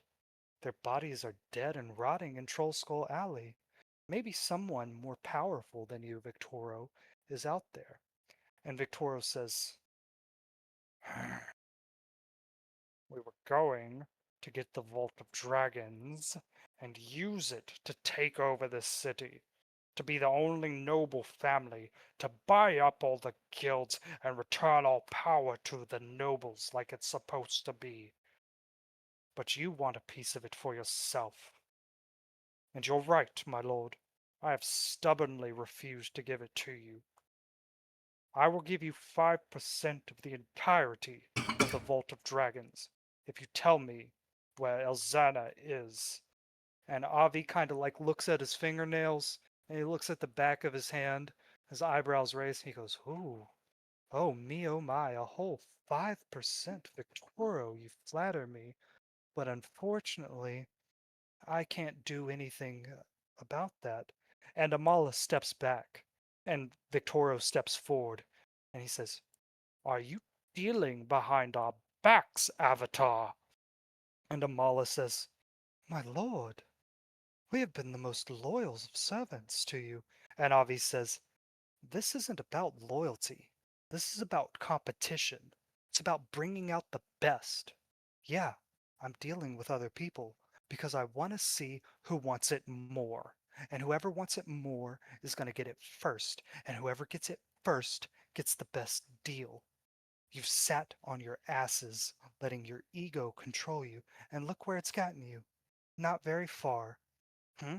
You said that you were going to give me 2 more Castellanter souls, and I was going to help you take down Xanathar, so you could finally find out where the entrance to the Vault of Dragons is. And what did you do? Oh, you read your books, you drank your wine, you did your rituals. It's not about that anymore. It's about getting things done. And Lady Fea steps forward and says, They still have Tenzero. They can still sacrifice him to you, my lord. The society will perform the ritual right here in the basement the night of the talent show. And Avi says, I was promised 2 Castellanter souls. That was the deal. Two? Two is much bigger number than 1. 2 is great. And Elzerna, she was a jewel of the community. She had such a bright future ahead of her. She was going to be a wonderful servant. And I'm sorry, but Tenzero just kind of freaks everybody out. He's a nasty little guy. He's not so great, is he? And Lord Victoros says, You will not insult my lord. And if it is 2 souls you seek, there is another Castellanter in this city that I am willing to sacrifice.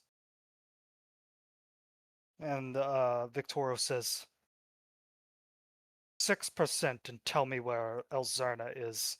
And Avi, the cart salesman, shrugs and says, Sorry, my man, I can't do that. I have other obligations. And Huel, your vision comes back to you. Elzerna, in the form of Stacy, has dragged you into the Great Hall and has leaned you up against the wall. Your eyes roll back into your head and you can see your body again. And she has like her hands like on your shoulders, like trying to keep you standing upright. She says, Mr. Huel, Mr. Huel, what's wrong? Mr. Huel. Like his eyes come back and he takes a breath and he's like, "Oh man, we got to get out of here. We got to get to the bottom of this. We got to get away from this office, though." Says, Mr. Huel, you've been gone for a few minutes. Are you okay? Is there anything I can do to help you? I mean, I'm fine. He's just gonna be thinking about everything he saw and processing it. And Okay. Whenever Alan, or I'm sorry, when Schizo posts this later, I encourage you to re-listen to that. Okay. Inchi, you get to take 1 action at the school today. What would you like it to be?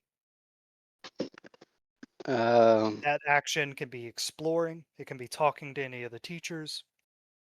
It can be snooping around. It can be looking for treasure.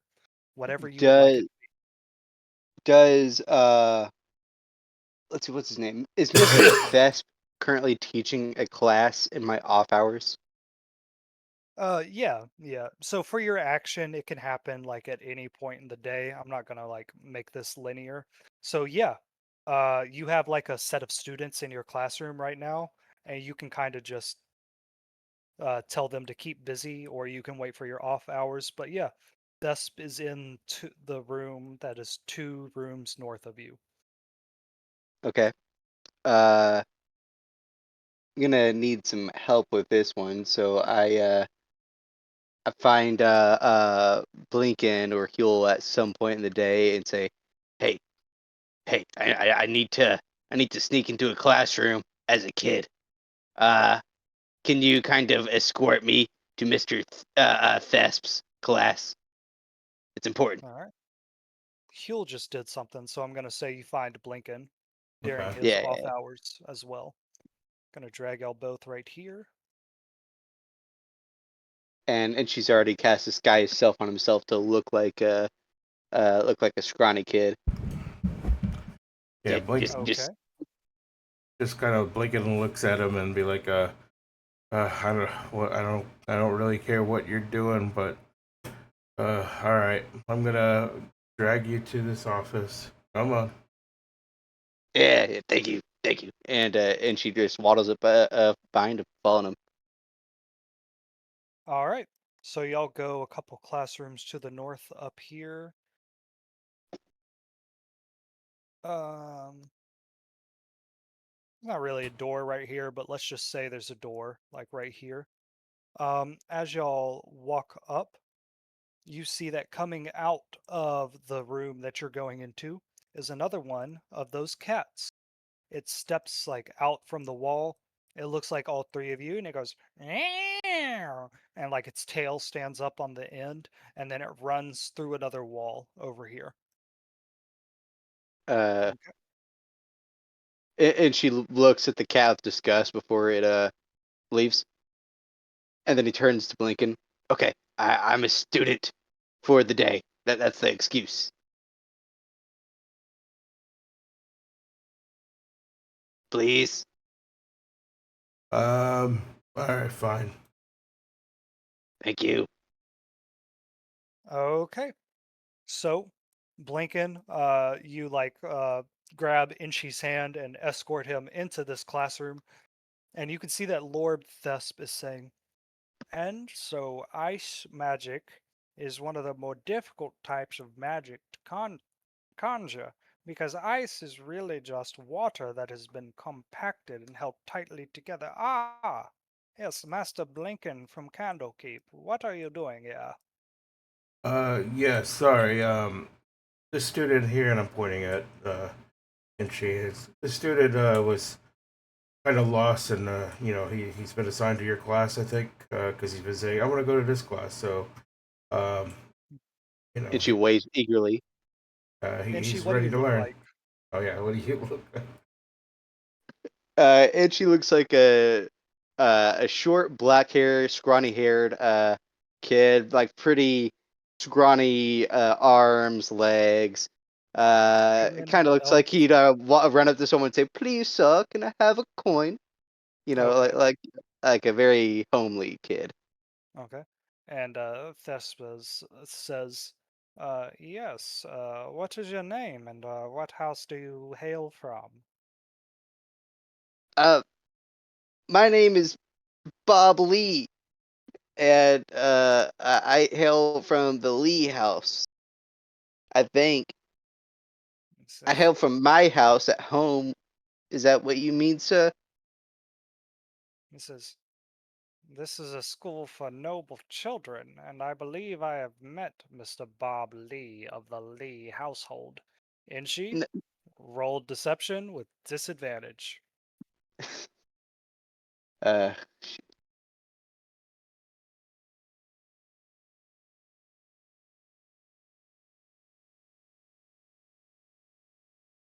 Ooh, not one. damn, that's really bad. Uh, he says, I do not know who you are, but if you do not provide me a good explanation right now, we will march into Lady Faye's office. And if I find out that you are some street rat that conned his way into this school, there will be punishments for you and your house. And she gulps, then turns around and runs out of the room. Okay. Uh, Thess turns to you, Blinken, and says, Master Blinken, what is the point of all of this? Blinken shrugs. It was just a child. I was trying to help a child. Oh, he says, yes. Well, do be careful. There's been issues. Break-ins at the museum, the Casalanta girl getting kidnapped last night. We must be vigilant to protect ourselves and our students. Understood, sir. I apologize. says, yes, now go back to teaching guild arts or whatever it is we hired you for. Yeah, All Lincoln right. nods and just walks away. All right. Initiate your action for the day. It was a failure. Damn it. Bl- Blinken, you walk out of the room. It is your off period if you want it to be. And what is the action that you wish to take today? I'll probably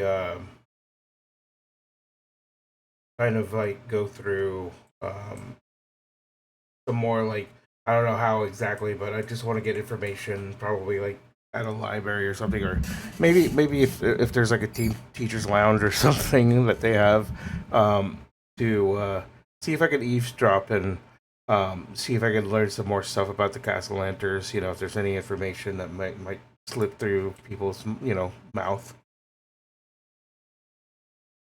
Uh, teacher's lounge, teacher's lounge. Um, so here in the Great Hall, like during lunch, Yeah. I'll say that all the teachers are like eating up here at the high table. Okay. Since it's lunch, the Castellanters and Lady Fea would be at their meeting that Huel is spying on. Okay. Okay.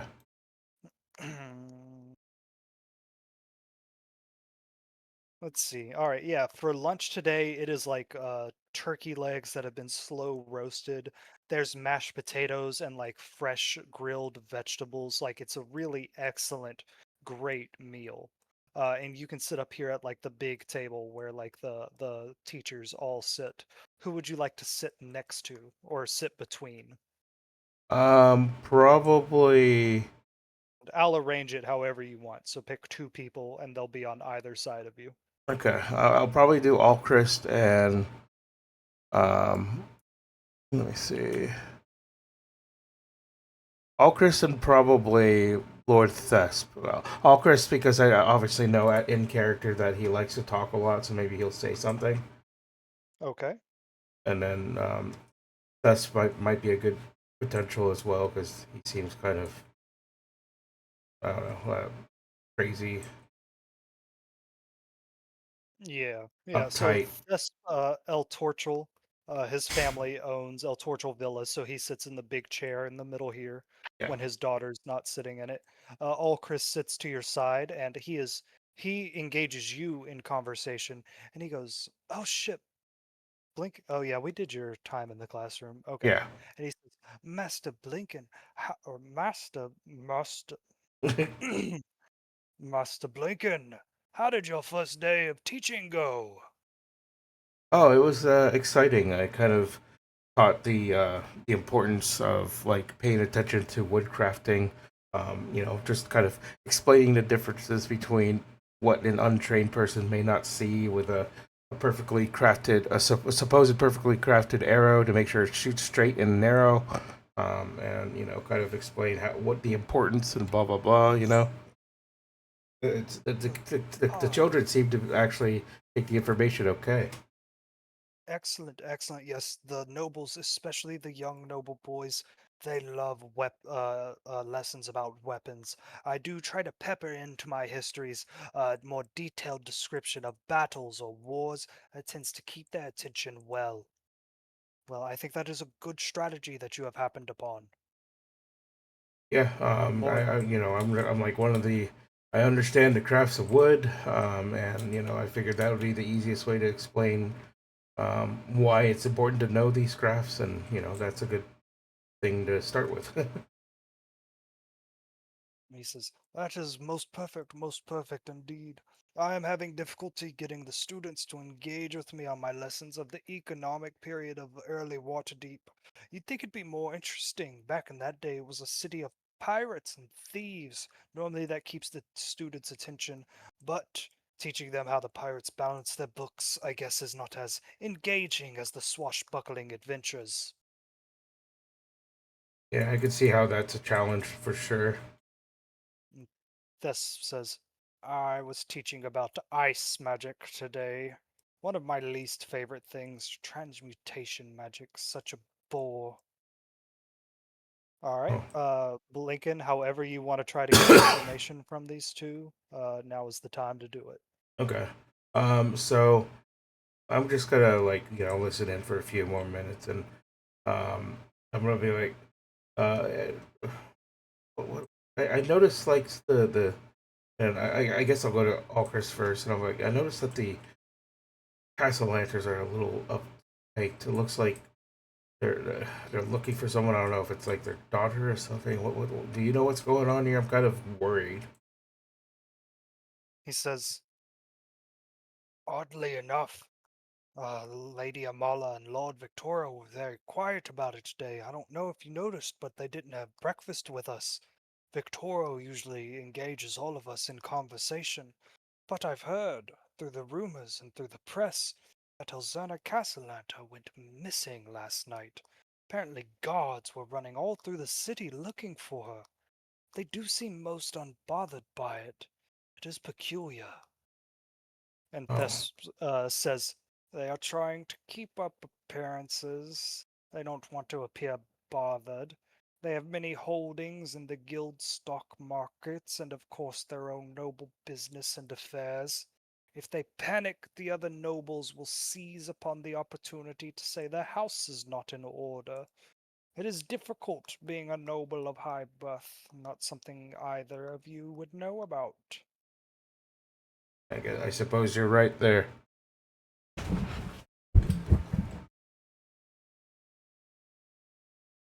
It's just odd to me that like I understand now that the daughter is missing or whatever, but it was just odd for me to like they seem to be like people that like to converse and socialize and everything. That's why I'm like, wow, I'm not you know I guess I've only been here for a couple of days, so I just thought that they were kind of a little more engaging, I guess, so to speak.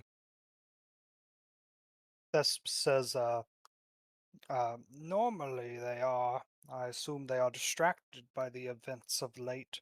The break-ins at their manor, the Thieves Guild kidnapping of their daughter. Uh, no doubt, it will be for some ransom that Victoria will have to dig into his family funds to pay. But I'm sure Azana Casalanta will be running through the halls very soon. That's good to know. He says, now the Castellantas are known for having great parties at their manor, where they are frequently more social than they are here. Okay. And I hear that they are planning something big for the Founders' Day parade. Amala said she was going to bake something and hand out treats. Well, that sounds And exciting. Alcris says, I didn't know Amala could cook anything. I thought her servants did everything for her. And Lord Thess says, she told me she wants to expand her horizons and give back to the common people of the deep. Most out of character for her, but women her age. Hmm. And Interesting. like Alcris looks at you and he also doesn't know what Thess meant by women her age. Yeah. I'm like, okay, well, and I don't know her age, so okay, good to know. I figured that they since he has servants and stuff, probably get some decent food, but all power to her if she's gonna make whatever she's gonna bake. That's good.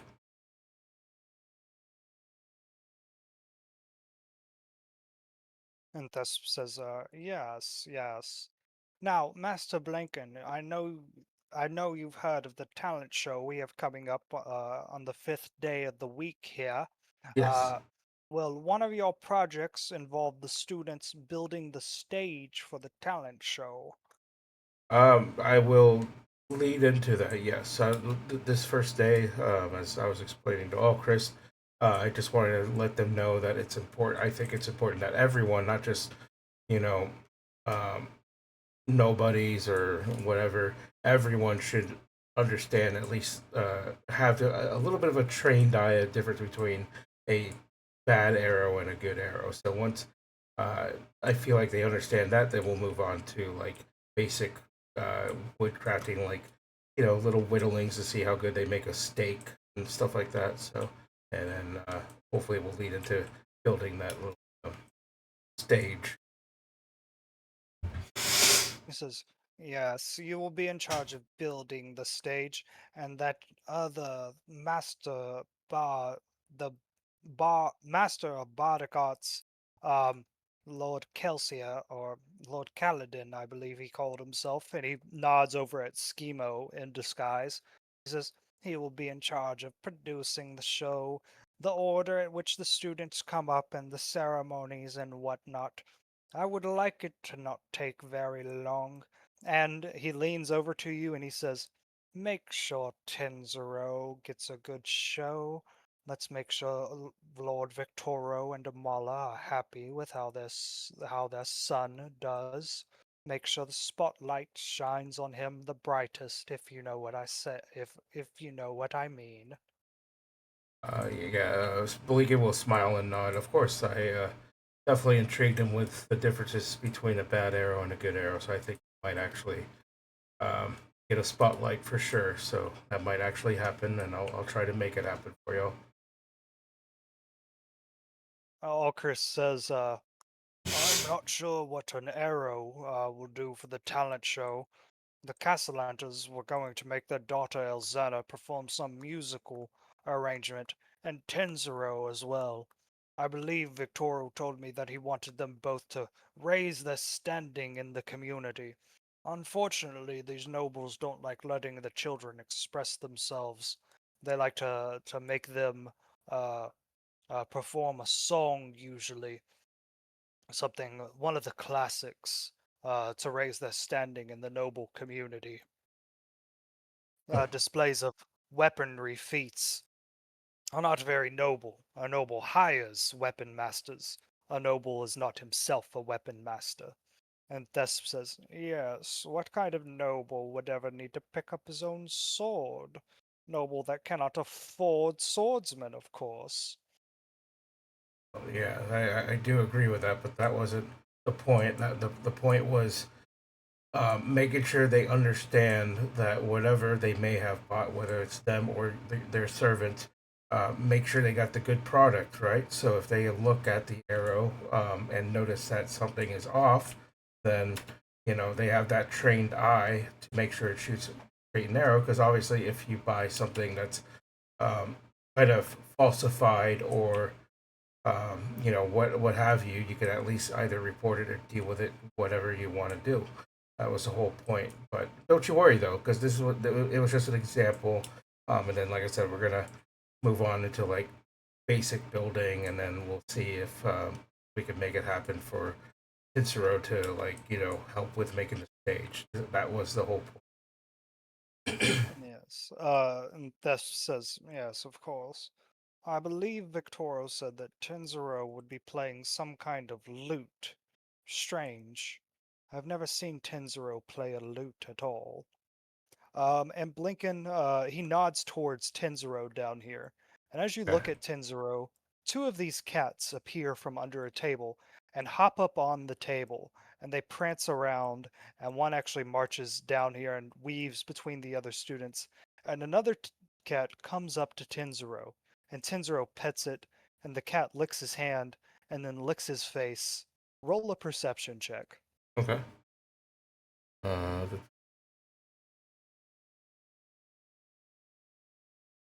right, let's roll.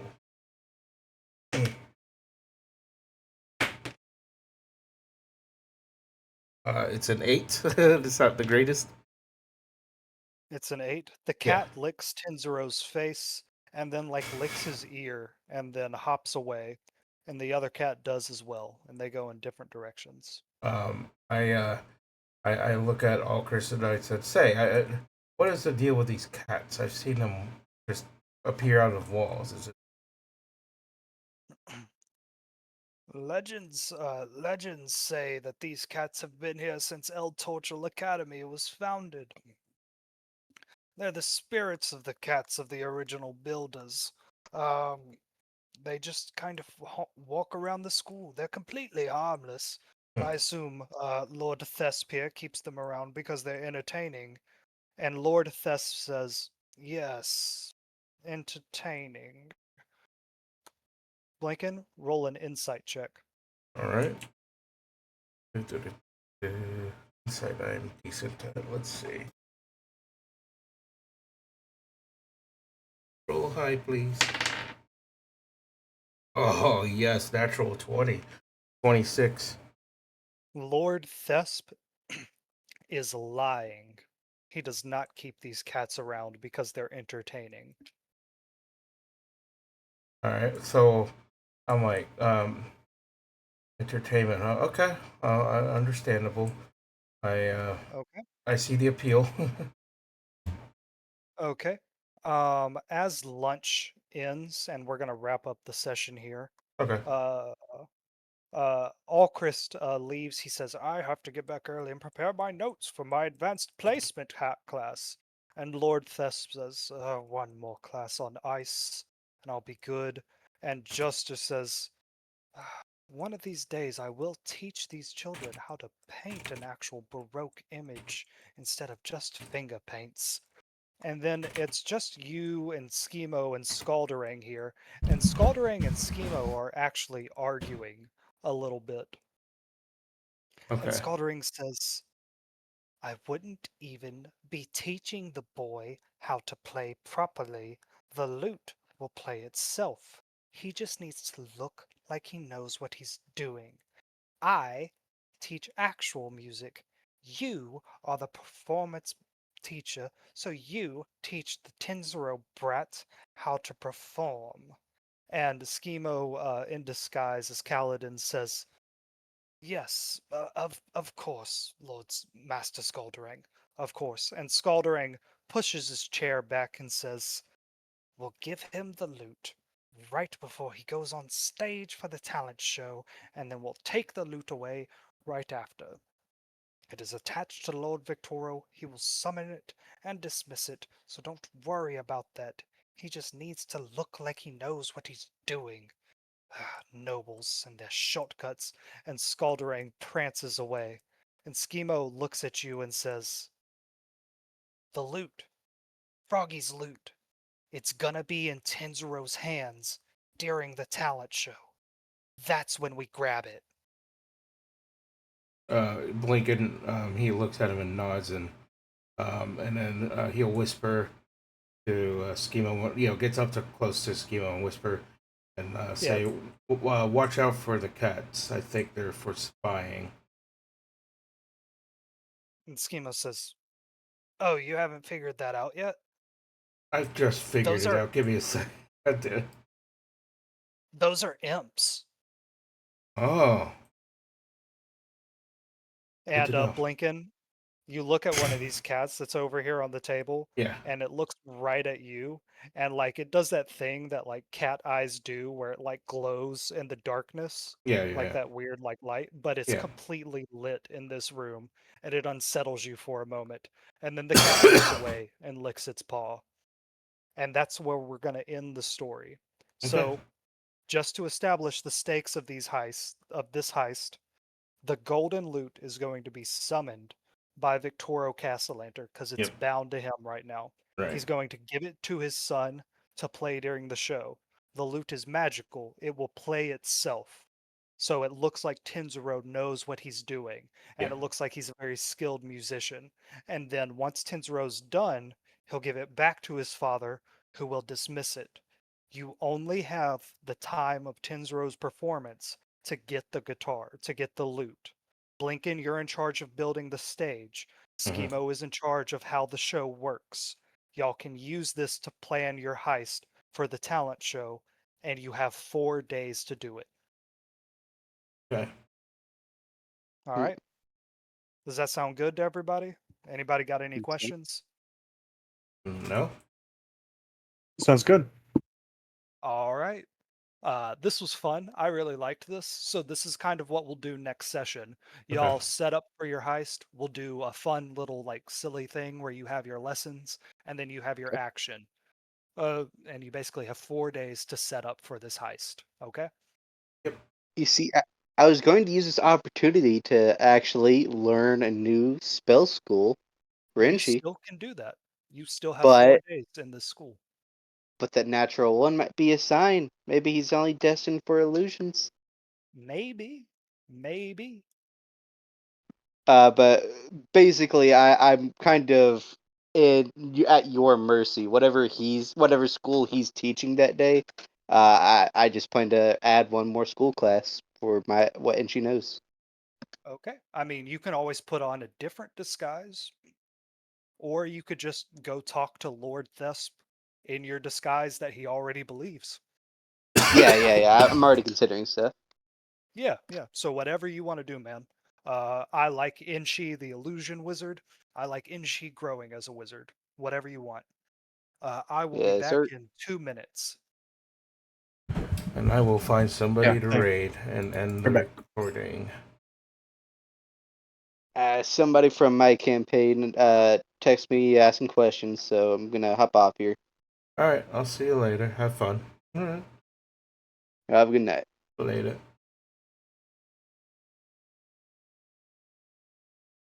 All right. Let me go ahead and raid someone. Fuck, who do I raid?